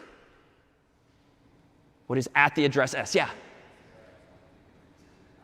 So not quite. At the address. Not what is the address. What is at the address 0x123? H. And what is at the address 0x456? H also. And so here, you're kind of cheating. Like you're comparing the first character of both strings, but not every other one. Now, you could be really pedantic. And here, again, this is not like a good use of code. But you could do this. If that, and how about this craziness? So star s plus 1 equals star t plus 1. And you could do this for every character manually. But that's why stir compare exists. It does all of this for you. But that's why. And that's the intuition. So I would encourage you to, anytime there's something kind of weird going on, I realize we might be straining credibility now. We haven't told you that many white lies. And so most everything that we've seen thus far can explain pretty much all of the behavior up until now from week 1 onward in C. So let me revert this back to the right way. If stir compare of s and t equals 0, this now is the right version of the code. And now here is again where you can play. So let me do this. Let me clear my terminal window just to tidy things up. Let me get rid of all of this comparison stuff. And let's just see what's going on. As you are welcome to in your own code, let's print out, for instance, as we might have in week 1, the value of s itself in a new line, comma s, and then let's just print out t just to make sure it compiles and I'm not doing anything wrong. But this is not going to be that interesting. And frankly, I don't need string.h anymore because I'm not using stir compare. So make addresses, /addresses. There's my, oh, sorry, that's fun. OK, not %t, %s here too. Ignore that. Let's do this again. Make address, oh, and that's the wrong program. OK, let's do make compare. /compare, and let's type in hi again, and now we just see the two strings. I'm not comparing. But now we can kind of play around, right? Instead of printing out %s, which prints the string, how do I print the address in S? I just need to make a slight change. If I want to see not what's at S, but I want to see S, the address. Yeah. Perfect. So change %s in both places here to %p. So now printf will treat it literally as an address. It's not going to do any fanciness with a loop from left to right looking for the null character. It's just going to print out s and t. So let me clear my terminal, run make compare. Whoops. Let's do make compare, /compare, enter, type in hi again, and now you see, oh, so this is interesting. It's not quite as straightforward as the other values, which were 1 byte away. They're almost the same, but this one ends in B0, this one ends in F0. So they're indeed separated by some number of bytes. Not just one, but a few, because these strings are indeed longer. All right, so once you've seen this here, how can we now maybe leverage this to solve other problems? Well, let me propose that we do this. Let me zoom out here. Let me close compare. And let me open up another program I wrote part of in advance called copy.c. So copy.c, in theory, makes a copy of a string. How? On line 8, I'm using the same thing as before, get string, storing it in a string or char star, and asking the user for it. Then I'm not asking get string again. I'm just making a copy super simply with line 10 here, string t equals s. Now, intuitively, I think that's how I would copy a variable, right? That's how we've copied variables every week thus far in C. But something's going to go wrong. In line 12, in English, does someone want to explain what you think line 12 does? Don't worry about finding any bugs or mistakes. But what does line 12 seem to be doing using toUpper, which is thanks to the C-type library, which I've included the header file for? Yeah. Yeah, right? It's kind of like ugly syntax, but this would seem to be capitalizing the first letter of t specifically and just changing it. So we have t bracket 0 here because we want to save the change, and we're passing to toUpper the first character here. So this is how we did uppercase in the past, and now I print out s and t respectively using %s. So this feels like it should work. I copied s and stored it in t on line 10, and then I change t and only t on line 12. But you can perhaps, if you're comfy thus far, see where this is going if I do make copy, /copy, and let me type in lowercase hi, exclamation point this time, just once. So I'm going to hit enter, and watch what we see for the value of s and t. The new value of s and t at the end of my program seems to be what? It seems to be the same. Hi is capitalized both times. So what's the intuition then for this? Why did this just happen? Yeah, and back.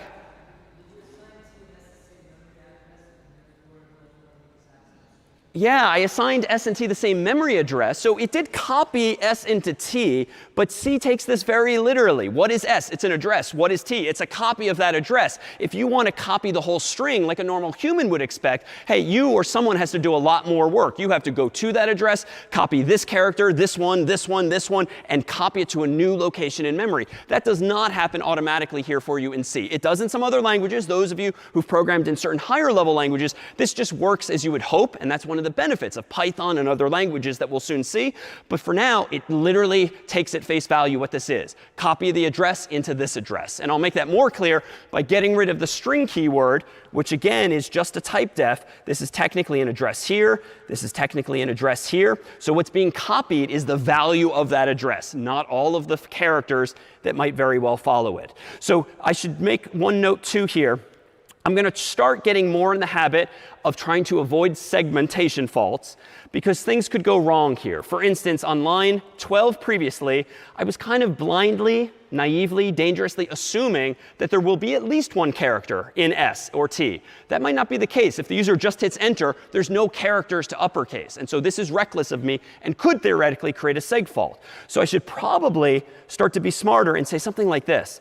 If the length of t is greater than 0, OK, now it's safe to actually capitalize the first letter. And that will decrease the probability now of those segmentation faults by just not making any assumptions about what the human does. Almost always, your programs will crash when you've made a mistake, yes, but the user gives you an input that you yourself did not expect. So what does this all look like in memory? Well, let's go back to the big grid. this time focusing on the copying of values. And let's do this. Here's S, as in this new program, just declared to be a char star. Here is where my lowercase hi maybe ended up in the computer's memory. That's probably at 0x123, 124, 125, whatever, something like that. And that's, of course, what ends up in S as a value. When I declare t, I do get a second variable called t, just like before. But when I copy S into t, what happens? It's really just literally 0x123. Whatever the value of S is now also the value of t. And so if we abstract this away at a high level, get rid of all of those extra squares, this is what S and t now are. They're indeed copies, but copies of each other, not copies of the underlying characters. And so if you follow those arrows and try to print them both out after capitalizing one or the other, you're going to unfortunately end up capitalizing not just one of them, S, but both of them, S and T, because literally it's the same address. Any questions then on this visualization? Yeah? Good question. Is this pass by reference? We have not seen in detail an example like that. Right now you're copying by value. But references will come into play, and remind me in a bit if I haven't used that term yet. But this is just copying things by, could have ended poorly, value. Other questions?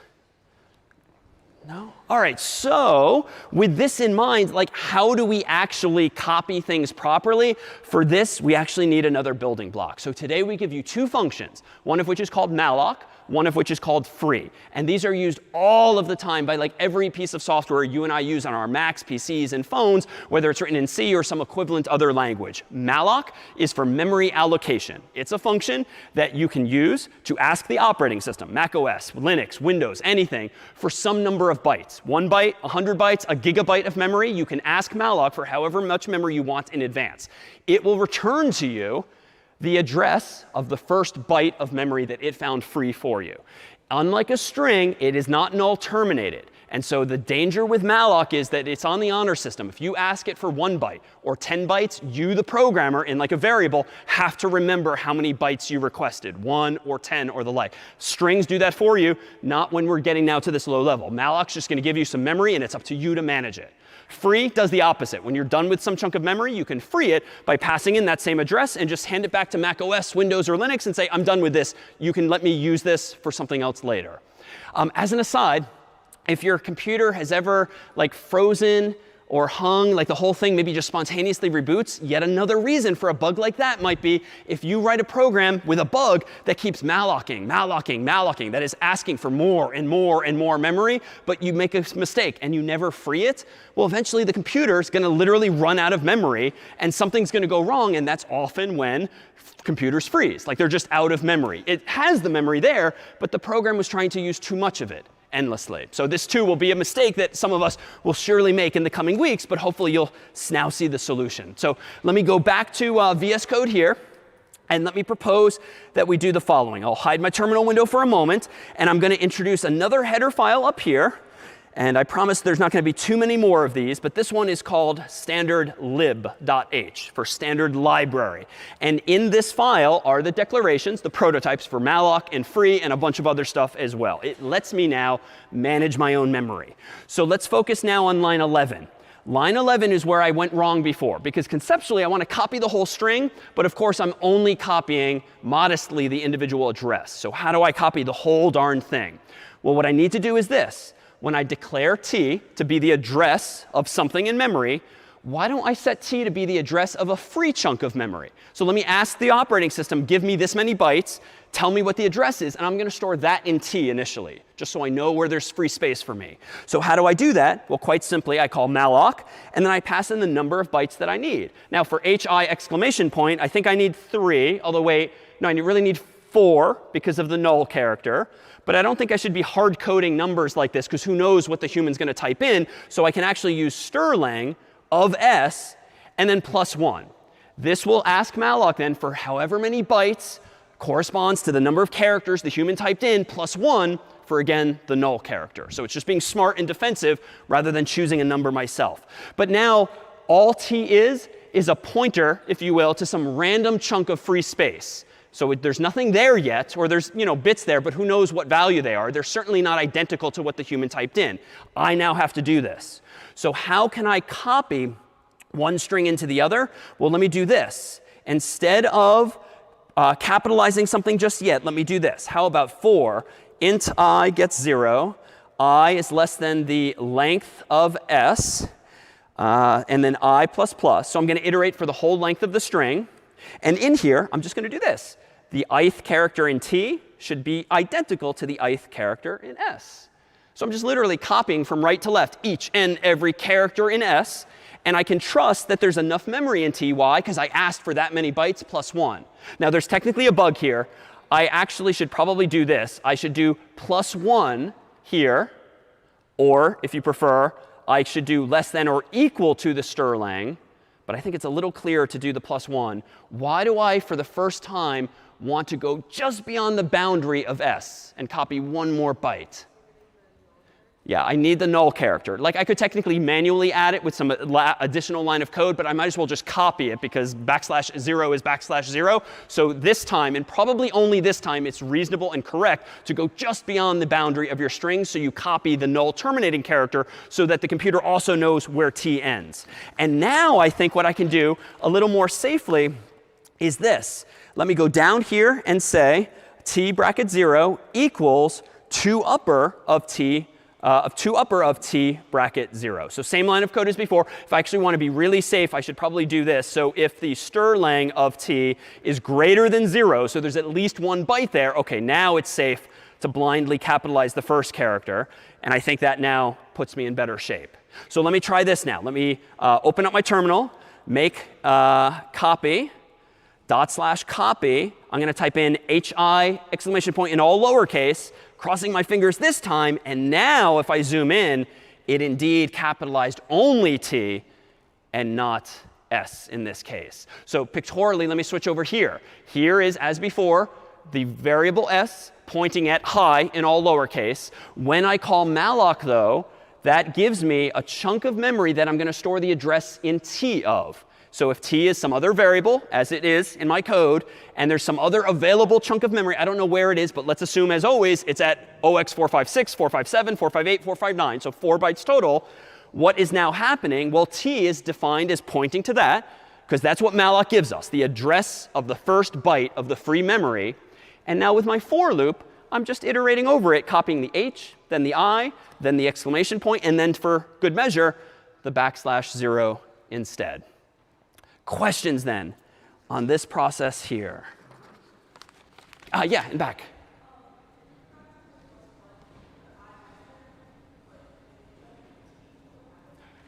A really good question. If I omitted in my code the +1 and I didn't do less than or equal to, so that I'm copying the 4th byte, odds are in this program, because it's so short, you wouldn't notice that there's an actual error. But what could happen is, when I call printf on t, if there's no null byte there, it might print h, I, exclamation point, some random value, some random value, some random value, some random value, until it gets lucky and there happens to be a 0 byte, a null byte by chance, for instance. So if you don't include the \0 some way, that's going to happen. And I say some way, I could even do this. I could technically just copy the length of the string s, and at the very bottom here, I could do something like t bracket strlen of t. I could do this, but this is just not necessary. Like, I could manually add it at the end of the string. But again, I'd claim that it's just simpler to borrow, that is, copy the one that's already in s, because it's the same thing at the end of the day. Good question. Other questions on this copying correctly now? Other questions? All right, is there any room for improvement here?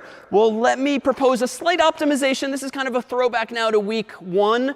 Turns out that arguably my line 13 here, wherein I have this for loop, now that I'm doing things in loops again and again and using a function like strlen, this is correct. It will iterate from 0 on up to the length of s plus 1.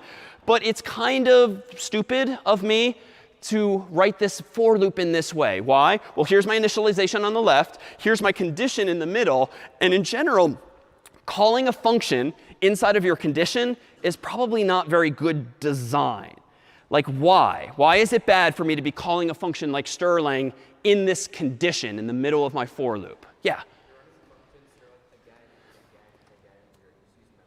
Yeah, you're just calling it again and again for no reason. Like, the length of s never changes. So, like, why are you wasting everyone's time by calling Sterling of s again, again, again, again, just to check this inequality, whether I is less than that value? So it turns out, if you haven't discovered this already, there's a slight optimization we can do here that has nothing to do fundamentally with strings or pointers, just with better design. I can actually define two variables at once. I could do this. Let me remove this whole condition. And let me add a comma after I equals 0, set n, or any variable, equal to the Sterling of s plus 1, and then after the semicolon, just ask the question while I is less than n. So it's almost the same, but notice now my condition in the very middle of this loop is at least comparing two static values. N never changes. Sorry, one static value. N never changes. All that changes is I. But I'm not foolishly calling Sterling, Sterling, Sterling again and again. Why? Well, how does Sterling work? Similar in spirit to printf, Sterling, given the name of a string, looks at the first character and then starts looking through the entire string, looking for the null character. And we saw this in week 2, counting up how many characters are there. So it's just a waste of time again and again. Do you have to find n like all the way at the top, so that way you can use n again? Totally. If you wanted to use n multiple times, you could absolutely take it out of the for loop, put it right after s is defined, and reuse n and again. Absolutely. But in general, consider this when designing your for loops. Even though modern compilers like Clang can actually fix this problem, this inefficiency for you, good practice would be don't call functions unnecessarily, especially if the answer is always going to be the same. All right, so what else should I perhaps refine here? Well, how about I do one last thing and just comment on what exactly could go wrong here? Well, a couple of things. Well, actually, this is just silly too. Like, surely someone before me in the world has had to copy a string before.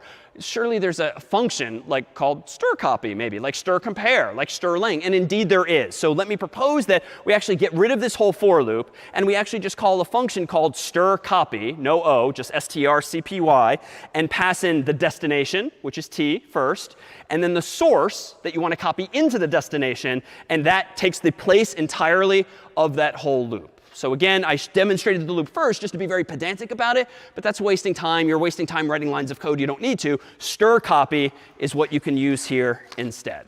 And so this has now always existed. And what more can I do? Well, as one final point, it turns out that there's actually things that can go wrong in this code, even besides the string being too short. Like if the human just hits enter and there are no characters, I don't want to blindly capitalize the first character that doesn't exist. That's why I added that if condition. But there's other things that can go wrong, and we introduced those to you today. It turns out that functions like getString and functions like malloc return potentially a special value. And wonderfully confusingly, it's also called null, but with two L's. All right, so left hand and right hand weren't talking so well like decades ago. NUL is a \0. It's a single character, as it always has been for a couple of weeks now. NULL is technically a pointer. It's an address, but it's address 0. It's like the top left-hand corner, if you will, of your computer's memory that just nothing is ever supposed to go in by convention. So null is a synonym for 0, but it's specifically an address. Now, why is this useful? Well, suppose that in my code here, something goes wrong with getString. Suppose you're being a little crazy and you type in way too long of a string. It's not just hi, but it's like an entire essay of text, and there's not enough memory in the computer. How does getString signal to the programmer, whoa, like that's way too big of a string. I can't fit it in memory. Well, we've never told you this, but all of this time, it turns out that getString will return this special value called null if something goes wrong. So to be really careful now, you should do something like this. If s equals literally null, then you better exit the program entirely and return like 1 or 2 or 3 to signify that something went wrong. Don't go any further. Similarly with malloc. It's possible if you ask for way too much memory, that could fail, especially if you're asking now for double the memory after the human types something in. So if t equals null, then you know what? Let's also return 1 or some other value to just get out before something crashes or freezes on the human as well. So honestly, I tend not to do this always in class because the code just gets so bloated and complicated. But you absolutely, in practice, need to start doing this. Otherwise, you will be responsible for the freezes and the crashes and the reboots that users in the real world might actually encounter otherwise. Of course, if we get to the bottom of this program now, I should probably return 0 explicitly or implicitly to just signify that everything is successful. But there's one other thing I haven't done. We introduced malloc, but what did I claim also existed? So free. I'm also being a little reckless now. Here I am not practicing what I'm preaching. I'm asking the computer for memory via getString. I'm asking the computer for more memory via malloc, and I'm never technically handing it back. So really what I should be doing at the very bottom of my program too is freeing the memory I've asked for. So henceforth, it is a rule, a law, if you will, in C. Whenever you allocate memory with malloc, or certain other functions as well, you, the programmer, must free it when you're all done with it. Now, this is a bit of an overstatement because technically when programs quit, they'll free the memory automatically. So you're not going to break someone's Mac or PC because you necessarily have this bug. But for programs that are running all the time, like someone keeps a Chrome, their browser open, Microsoft Word or the like, bad things will happen if over time you never call free and the program keeps running. So always get into this habit here. You do not need to free memory that comes from getString because the CS50 library automatically frees it for you. But you, anytime you use malloc, henceforth, as you did or I did here, you must free that by just passing in the same address you got back. Questions now on malloc and free? Questions? Yeah?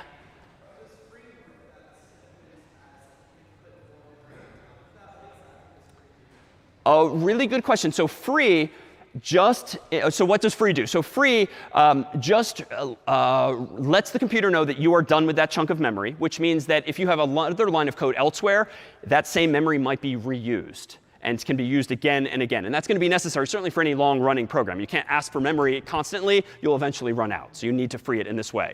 Other languages, as an aside, Python, yet another motivation in a couple of weeks for it is going to be Python and certain other languages manage all this headache for you. But in C, the goal here is to really harness these capabilities ourselves. All right, so it turns out like almost everyone in the room, myself included, you're going to screw up when it comes to anything memory related if you haven't already. Seg faults are in your future, but hopefully there's tools via which you can detect these things and fix them proactively and not just use printf or debug 50 or rubber duck. We actually have another tool we can equip you with now that'll help you find some mistakes. So let me do this. Let me close copy.c. Let me open a program I wrote in advance called memory.c that doesn't do anything really interesting, but it's going to have 2 bugs in it.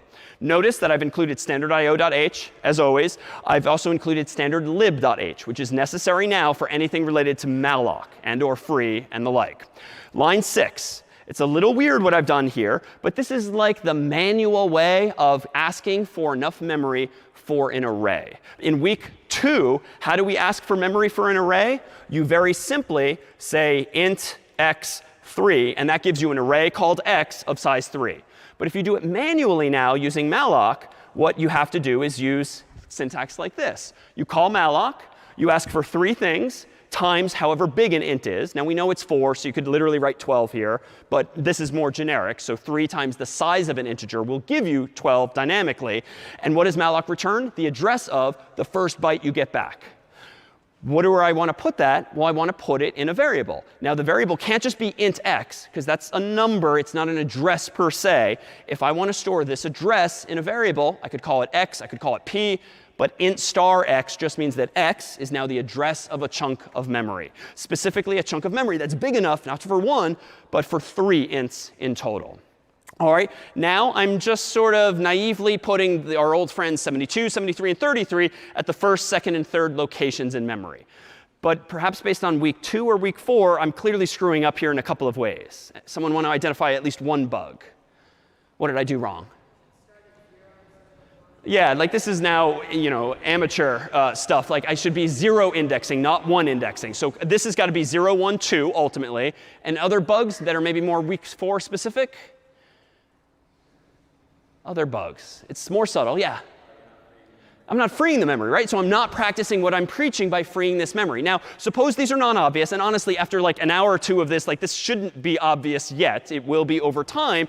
How could I find these bugs with software as opposed to just staring at the thing or asking someone for help? Well, let me propose this. Let me first go ahead and run make memory to compile the program.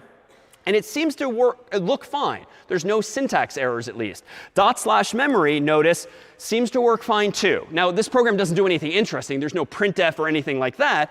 But it didn't crash. There's no segmentation fault. But that doesn't mean there aren't bugs latent in the software. And this is true, sadly, of all of today's software, like Chrome and Microsoft Word and other programs surely have memory-related bugs that people at Google and Microsoft haven't yet found. But there are tools, at least to find the most obvious of those bugs. And we're going to introduce you now to a program called Valgrind. So Valgrind, it's a fairly fancy program, but we'll use it for very simple ways. We'll look at your code and find memory errors as it's executing and try to help you understand where they are. So let me go back to VS Code here. Memory seems to be fine. You know, I feel like, OK, I'm going to submit this homework. All is good. No error messages. That's no longer the case. Now you need to poke a little more at your code to see if maybe there's still some bug there. So let me do this. Valgrind. And then space /memory. So just like debug 50, you run it on a program you already compiled. Valgrind, I'm going to run it on a program I already compiled. Let me zoom in on my terminal window so we can see more at once, and enter. All right, the output is crazy cryptic for no good reason. There's lots of numbers and equal signs. It's a lot of clutter, but there is some juicy information here. And let me start from the top down. Invalid write of size 4. So write means to change a value. Read means to like access a value. And this is, again, esoteric like a lot of our error messages are. But it looks like after a block of size 12 allocked, and then there's these weird hex notation. There's some mention of malloc. But honestly, the juicy part here is memory.c, line 6. That's probably my fault. So let's look at line 6 per that output. Let me shrink the terminal window. Look at line 6. OK, 12 is now germane, right? If you did the mental math of the size of an int times 3, 12 is somehow involved here. But line 6 is now happening next here. That's where the memory came from. What is this? Let me zoom back in. Where is there invalid write of size 4? Like, what's perhaps going wrong here? Invalid write of size 4. What does that mean? It's like a very technical way of explaining. The bug is actually one line later on line 7, as we already identified. Yeah? When you call x3, you are calling the fourth position of that integer.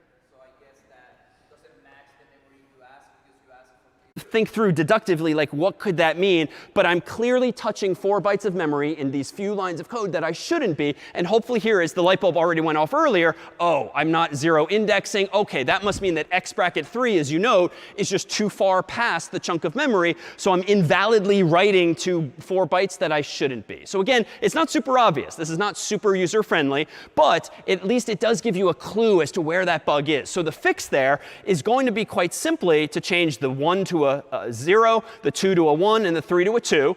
That'll fix that. But there's still a second error. And let me look at the cryptic output again. Heap summary, some stuff there. OK, this does not sound good down here. 12 bytes in one blocks are definitely lost in loss record 1 of 1. Very arcane output 2, but clearly related to line 6 again, our allocation of memory. Now here too, it's not obvious what the solution is, but memory is lost, AKA this is a memory leak. And now the deduction's kind of up to you.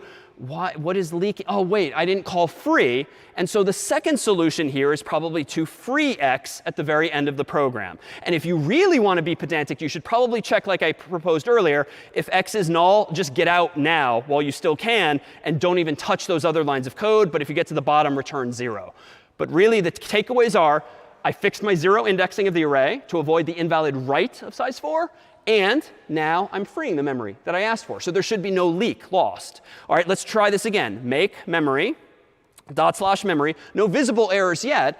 But let me now increase my terminal window again, do Valgrind of /memory, crossing my fingers. And now all heap blocks were freed. No leaks are possible. I don't see any invalid writes. There's still a crazy amount of output. But none of it is erroneous. It's not bad. Now I've fixed my memory bugs. And so now my TA, my TF, they're not going to find them either, because at least Valgrind has proactively done that for me. Questions then on Valgrind? Generally, it's those two types of errors you might trip over. There's not too much else in the way of arcane output. Questions then on this? No? All right. Well, what else might be going on? So someone alluded to this earlier. What happens when you, for instance, forget the null terminator? Or you generally start poking around memory that you yourself didn't ask for, or looking at values you didn't put there? Well, let me go ahead and open this. Code of garbage.c, in honor of Oscar the Grouch here of sorts. And here is a simple program. If I hide my terminal window, that just does something kind of arbitrary. I first declare an array called scores. But I made it crazy big, like 1024. Like, that's a lot of integers, but so be it. And then I iterate over those integers, and I print each of those scores out. So I'm using week 2 syntax here. But based on this program, what have I clearly not done that I did do back in week 2? I've allocated the array. I'm printing the array, but. Yeah, I didn't initialize any values for that array. Back in week 2, we didn't do 1024. We did like 3, and I typed in like 3 test scores or something like that. Here, I'm allocating memory, even more than that, just because I really want to be dramatic with what I'm demonstrating. But I'm not initializing those values to anything. And so here it turns out in C, generally, if you do not initialize a variable, or you do not initialize an array with explicit values, there are going to be garbage values there, so to speak. Remnants of that memory having been used before, probably by some other function of yours, some library function, or something else while your program is running. Not a huge deal with a super small program like this, but for anything sizable, memory is going to be used and unused and used and unused. That is mallocked and freed again and again. There's going to be lots of garbage values in the computer's memory by default. So if I open my terminal window here, let me do make garbage. Let me zoom in on my terminal so we can see the output. When I run /garbage, theoretically, I should see 1,024 integers, but none of which have been initialized. Now, I'm going to get lucky with some of them. And it looks like, wow, OK, a lot of them are initialized to 0. And C does, in some contexts, initialize memory for you to 0, at least at the beginning, but not again and again typically. But if I start scrolling backwards in time at this array of size 1024, where did these values come from? So just random positive and negative numbers interspersed among the zeros? Well, that's because I'm literally poking around on random 1,024 bytes of the computer's memory. Who knows what's there? So the lesson here is that garbage values are indeed this like term of art. It means that a variable that you might have defined, that you might have declared, if you don't give it an explicit value, who knows what's going to be there? And the lesson here is just don't do that. Always initialize variables to something, either yourself or prompting the human for it. Questions about garbage values? You'll see them sometimes if you print things you shouldn't or touch arrays beyond their boundaries. All right, so maybe to make this a little visual too, it turns out that a lot of things can go wrong, unfortunately, with pointers. And we've seen some of them. And here's another program that's a little contrived. It's very simple.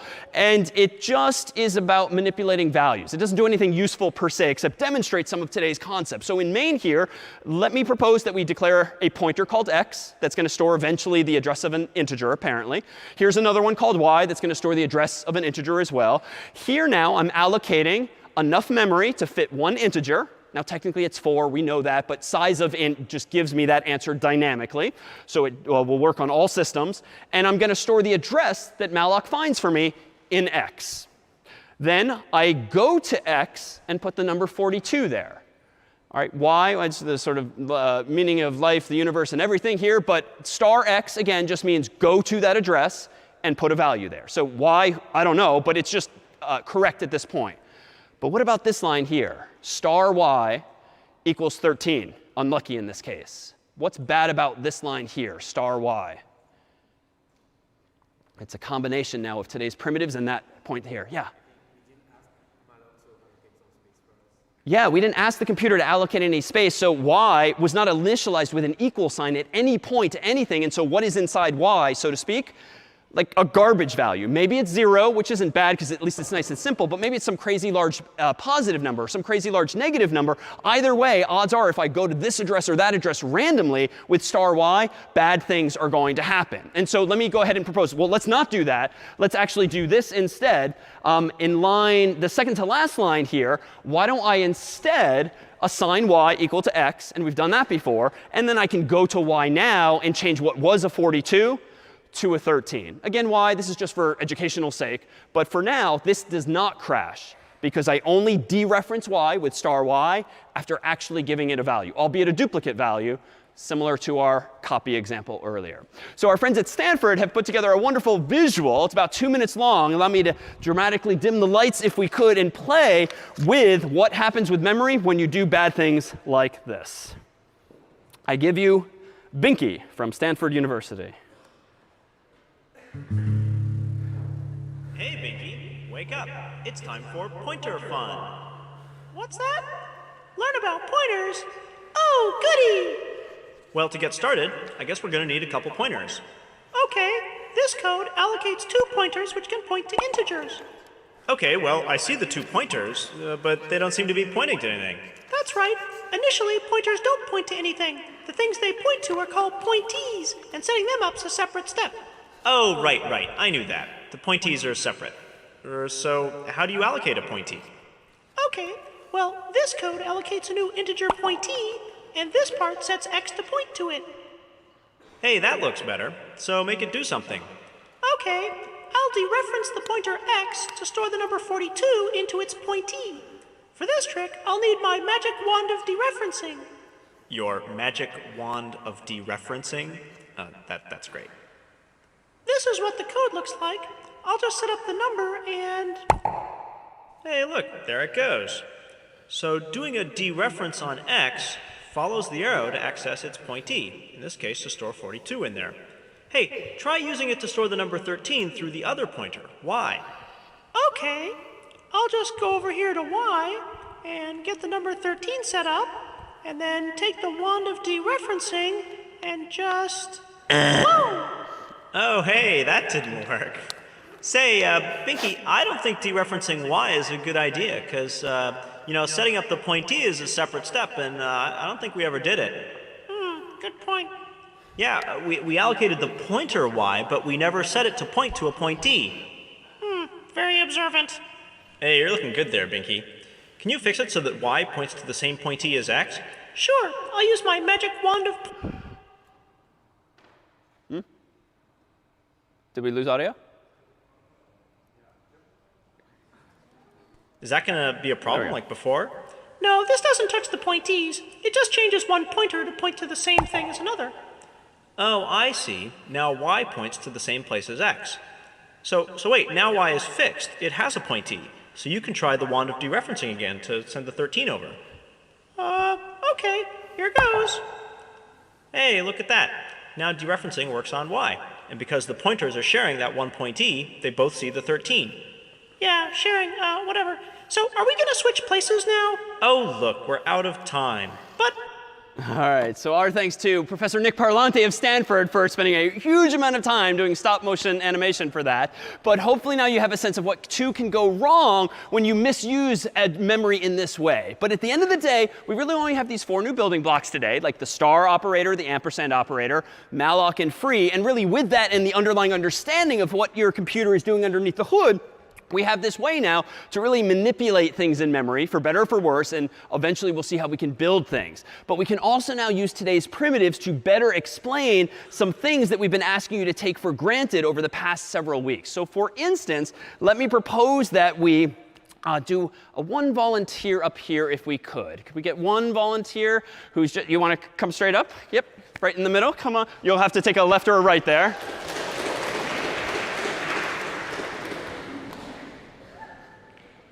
All right, so we have 2 empty glasses here and 2 colors of liquid. And we have, let me give you the mic, if you'd like to say hello to the group.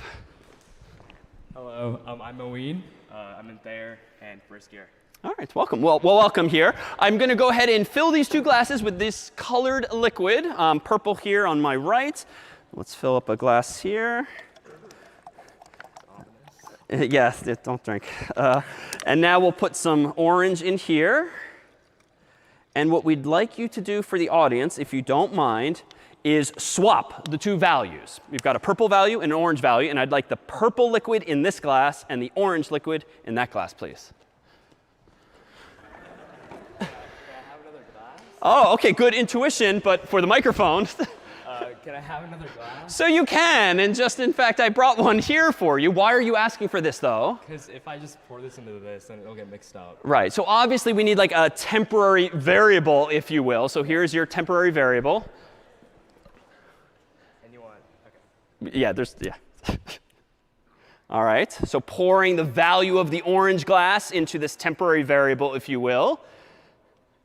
All right, and now pouring the value of the purple glass into the former orange glass.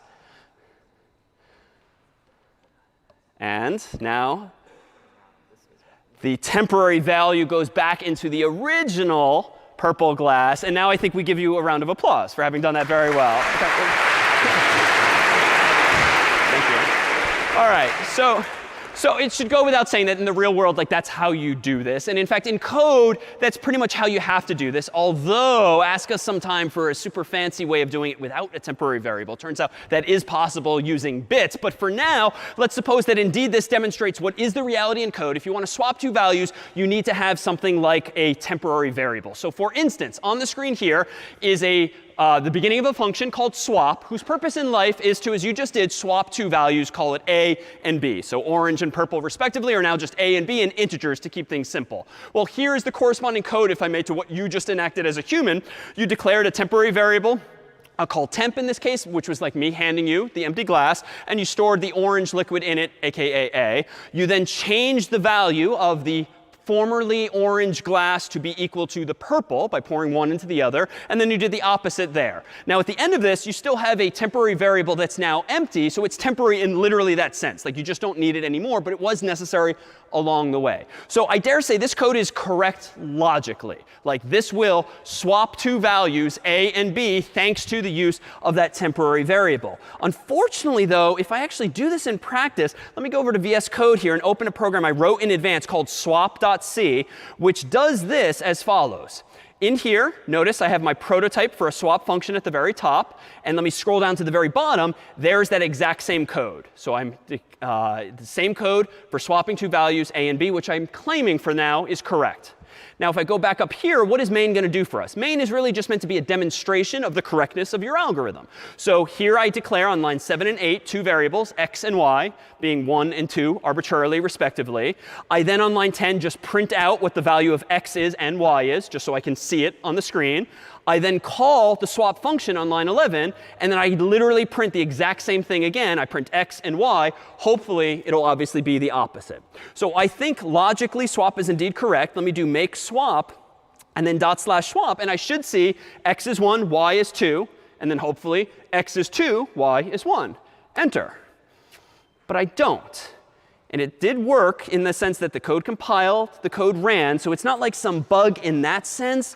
But because I don't quite understand what's going on underneath the hood, at least as of right now or prior weeks, this code here is indeed buggy in some way.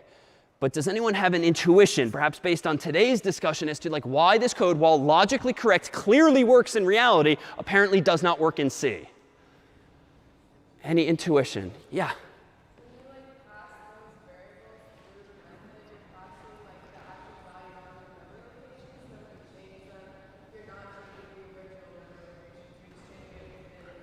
Perfect. And to summarize, here's that term of art I promised. When you call a function and pass in two arguments, like a and b, you're passing those arguments by value. So copies of those values effectively. And so when swap is actually called here, when you pass in x and y, we call them a and b, but that's just a convention. We could call the parameters anything we want.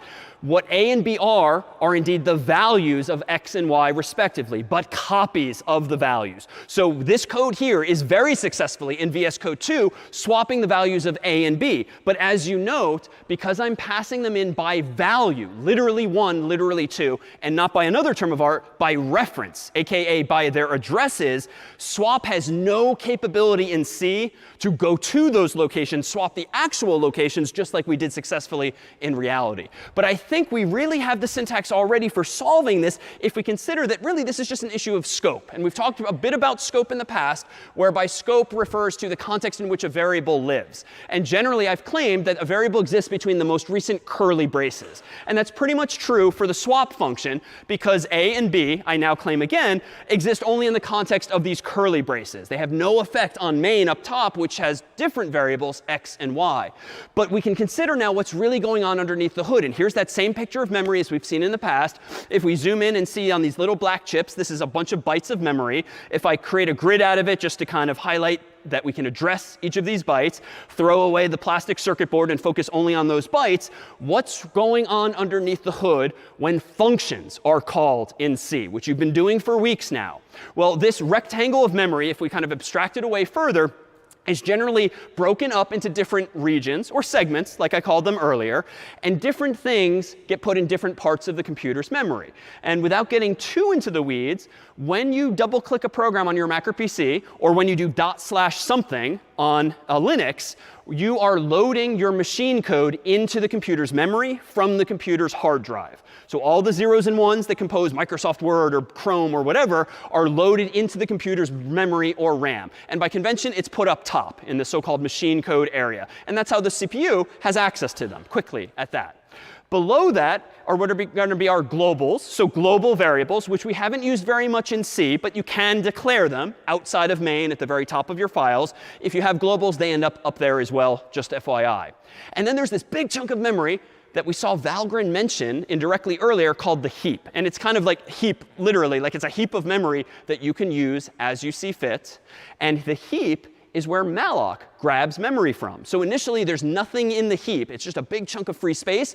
Anytime you call malloc, malloc kind of carves out from the heap area more and more bytes. And malloc keeps track of essentially which bytes have already been allocated. So initially, it looks empty, but different bytes, squares, if you will, keep getting requested again and again as a program runs, thanks to functions like malloc.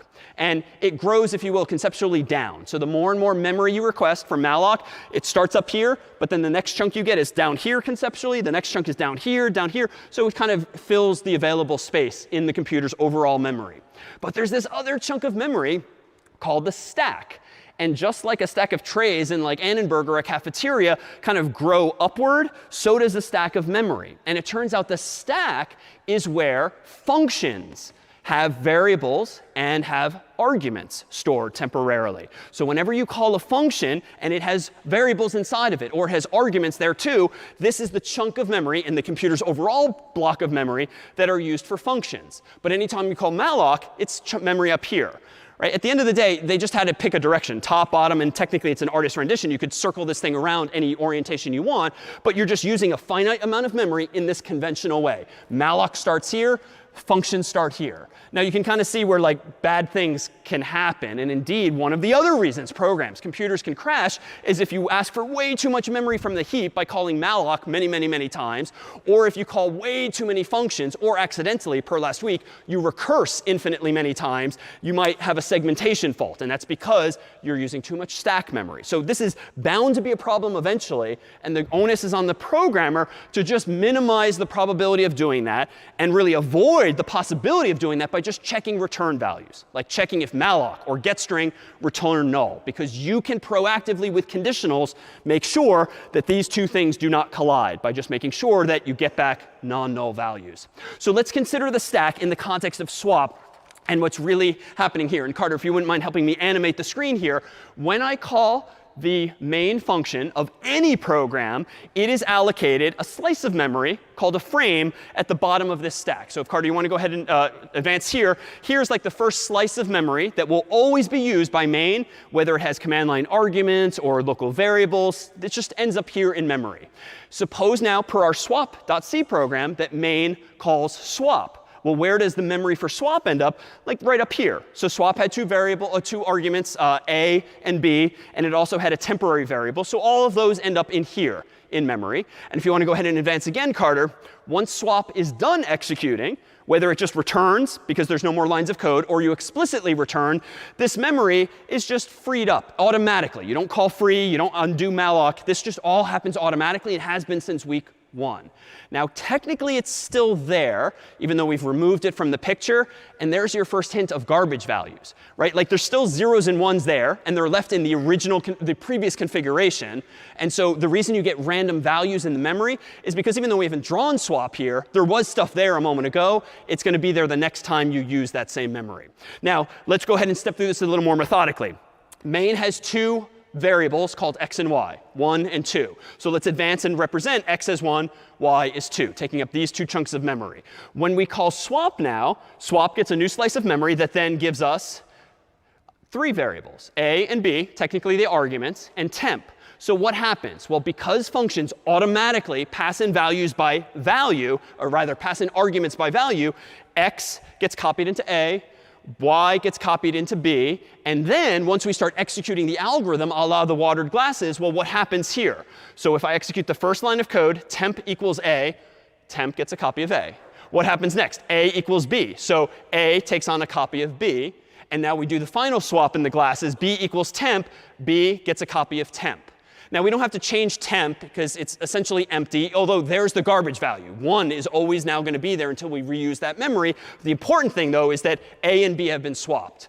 But what obviously has not been swapped, as is manifest, is when swap returns, x and y are untouched because copies thereof were passed in. So we need a solution to this problem. And if we advance one more time, if you don't mind, let me step over here, but then call you back in a second. This code here is logically correct. This is what you did, but this is now a detail of C. You can't just swap the things by value because you're only changing it in the scope of the swap function. But I think if we change it to this and add some annoying syntax, we can solve the problem. Just like you can declare variables as storing addresses, you can declare arguments to functions, aka parameters, as taking addresses. This new version of swap means that a shall be the address of an integer. B shall be the address of an integer. And now it gets a little cryptic here. Temp is the same because it's just an integer like it was in week 1. Nothing special about temp. But if you want to get the value at a, you do star a. And that goes to the address, grabs the number 1, presumably. If you want to change the value of a, you go to that address, you follow the treasure map to the other mailbox, and you set it equal to whatever's at the value of b. You go to b as well. Last line, you go to b now and change it to be whatever the temporary variable was, which happened to be the same as a. So that's where the final value gets swapped. But here, there's a lot more like crisscrossing metaphorically across the stage where you're going to all of these different addresses in the swap function to make these changes. So if we advance now to the pictorial version of this, here's the same story as before with main. And x and y are 1 and 2 respectively. When swap gets called now, notice, and I'll do it with arrows here, a is effectively pointing to x, b is effectively pointing to y. If we really get into the weeds, these are actually like addresses, but who cares about the specifics? It's really just the concept here. So now what happens? Int temp gets star a. Star a means start at a and go there. Follow the arrow, if you will, sort of chutes and ladders style. And then that's 1, so we put 1 in temp. All right, star a equals star b. So let's do it from right to left. Star b means follow the arrow. It's 2. And then what do? Follow the arrow. It's now 2 because you copy 1 to the other from right to left. And then lastly, star b gets temp. So start at b, go to b, and now store whatever the value is in temp. So just by having this basic new syntax of like ampersands and stars and so forth, we can actually now go to places and circumvent what is otherwise a feature of C, that these variables are locally scoped, but you can still access things in other functions as well. So thank you so much for helping step through this. So we now have an application of this that explains why now in this version of the C code, this would actually now work. So in fact, let me go back to my swap code here. And let me change the function ever so slightly in VS Code. So let me scroll down, leaving main the same. And let me change swap's prototype to taking in addresses. Let me go to A here. Let me go to A here. Let me go to B here. And let me go to B here as well. But nothing else changes. This change here in particular is enough of a clue to see that means when you call swap and pass in 2 values, I'm expecting addresses now, not integers. But now that I've made this change, I do need to go up to main and make one change. Does anyone have the intuition for what now needs change in main so that I pass in x and y by reference, that is by address rather than by value or copy? One second. Any intuition for what needs to change in main? Oh, yeah, in back?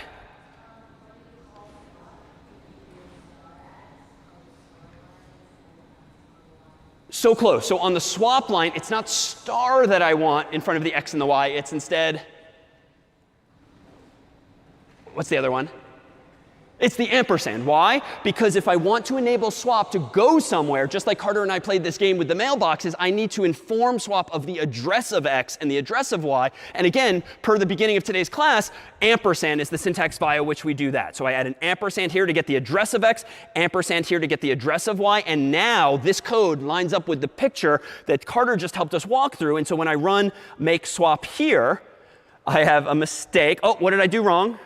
Not intentional, but I guess worth pointing out.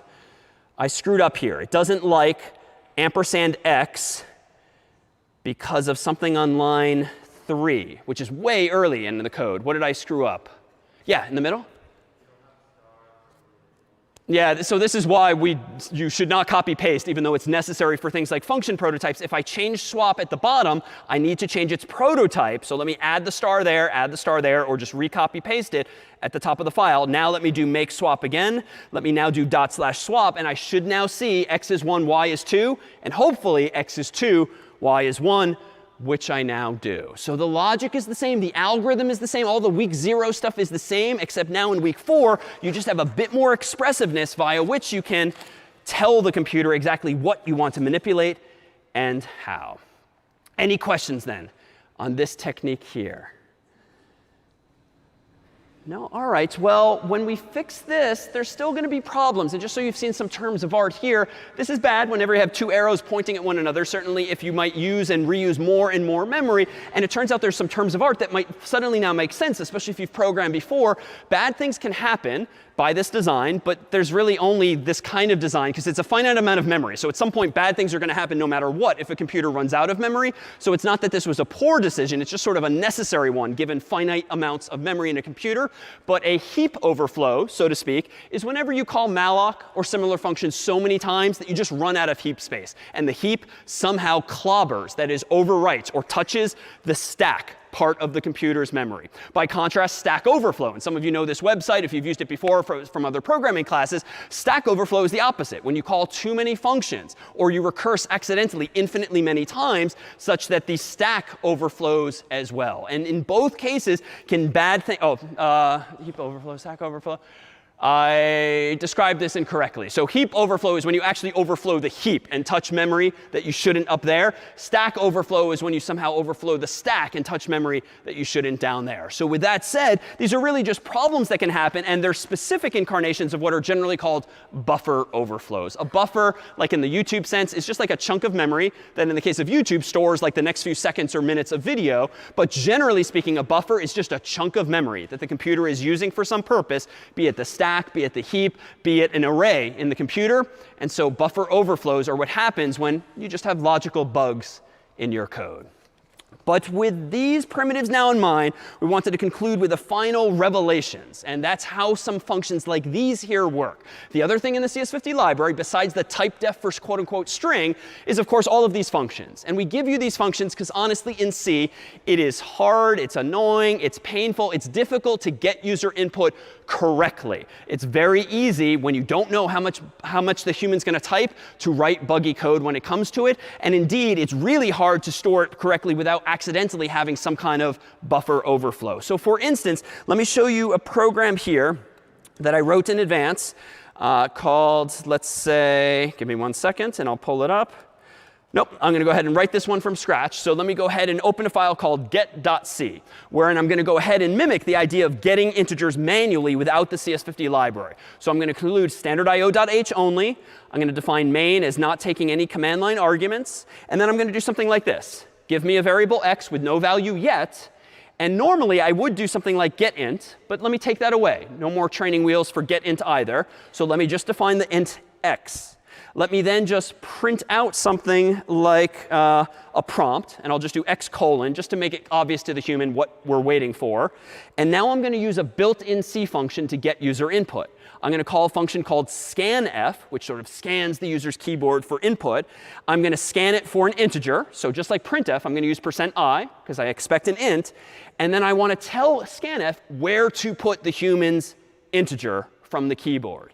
It is not correct, though, to say x, because if I say x, I run into the same swap problem. Scanf, no function, can change the value of x unless I pass it not by value, but by reference. So we're back to our ampersand friend. And now it has like a treasure map to the actual location of x and can therefore change it. And so now at the very end of this program, let me do something simple, like let's just go ahead and print out with printf the value of x using %i as always, plugging in x. Not ampersand x. This is now week 1 stuff. I want to print the actual integer value of x. So the only change here is that instead of using getInt, I'm now using this new function that as of today exists called scanf. So let me go ahead and run get, make get to create this program, /get. And let's go ahead and type in a value for x, 50, enter. And it just works. So it turns out getInt is pretty simple to implement. However, notice what does not work. If I type in cat, for instance, cat gets converted to 0. And meanwhile, getInt, recall, will reprompt the user. If a human does not type an actual integer, you get automatically reprompted. So that's one of the features we, for CS50, added to getInt, just to make your programs more user-friendly. But otherwise, getInt is pretty straightforward to re-implement using scanf. Unfortunately, that's not true for strings. Because how do you know when you write your code what word the human's going to eventually type in, how long their greeting, like hi, is, if their name is David or Carter or anything else? You just don't know in advance how much memory you need.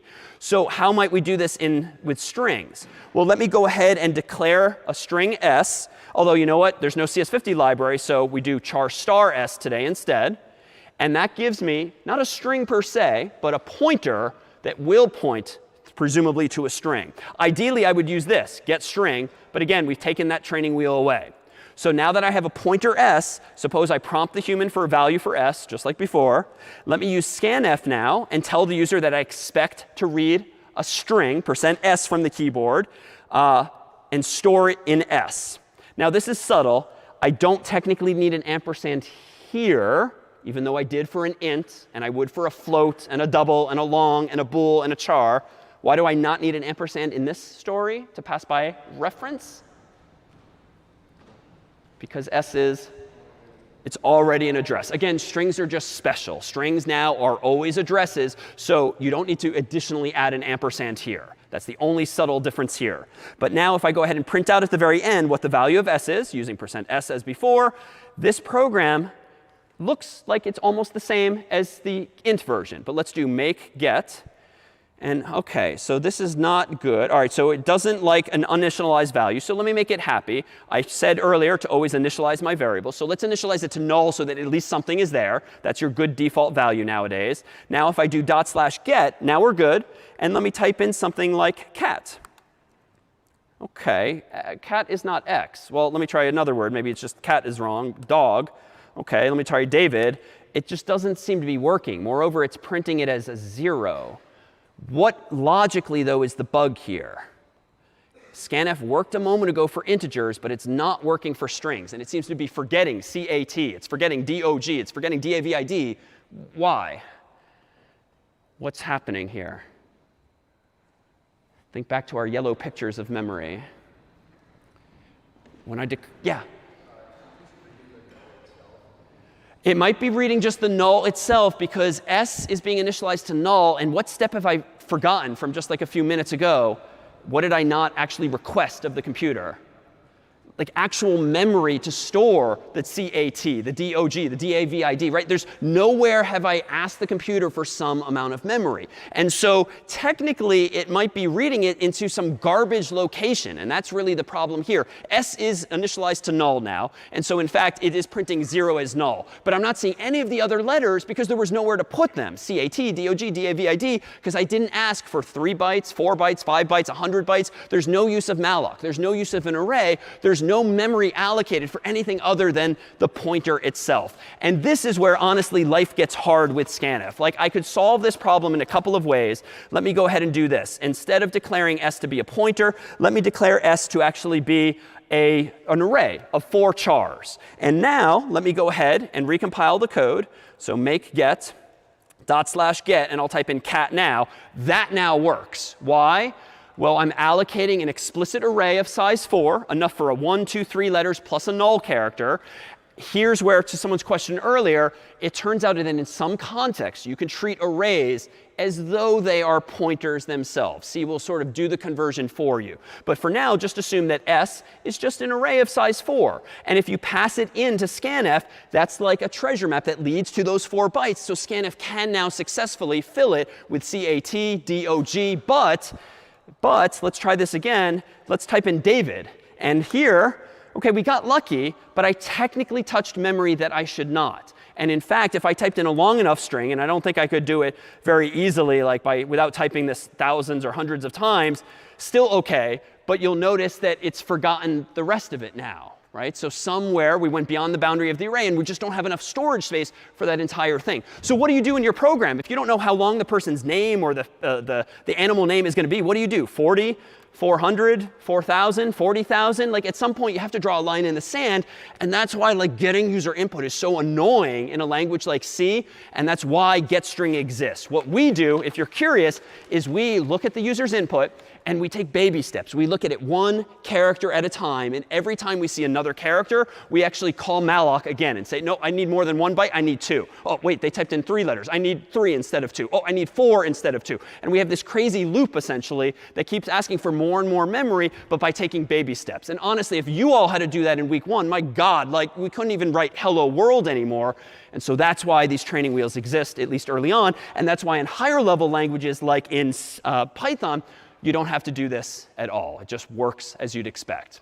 So what more can we do? Well, you'll see in problem set 4 this coming week, you'll see that there are, if I open up an example like this, phonebook.c, you'll see that you can manipulate files now that you have a vocabulary for pointers. It's going to be new quickly, but here we have an example of how I have a program using some familiar libraries here. But as I claim in my comment, this saves names and numbers to a CSV file. All of my examples thus far, I type in some words, I type in some names and some phone numbers, and they disappear because we only store them in memory. But if you want to store data in like a CSV file, comma, separated values, which is like a simple spreadsheet, like Excel and Apple Numbers and Google Sheets can open, you can actually do this yourself. So just as a teaser for this week, here on line 9, I'm using a new data type, not a CS50 thing. This is a C thing called file. But if you want to manipulate files, you need to use addresses, that is pointers. So here is me creating a variable called file that's going to point to an actual file on the hard drive, on the server or your Mac or PC. fopen is going to be a new function you'll use that will open a file, and it will return effectively a pointer thereto in memory. The file name I want to open is phonebook.csv, and in this example, it's going to be append mode. It will keep allowing me to add more and more names and numbers to this file. Here's some old getString stuff, because I'm not going to reinvent getString with scanf. But down here is a slightly new function. It's not printf, but fprintf. And it turns out it's very easy to print things not to the screen, but to a file with fprintf. And it takes an additional argument.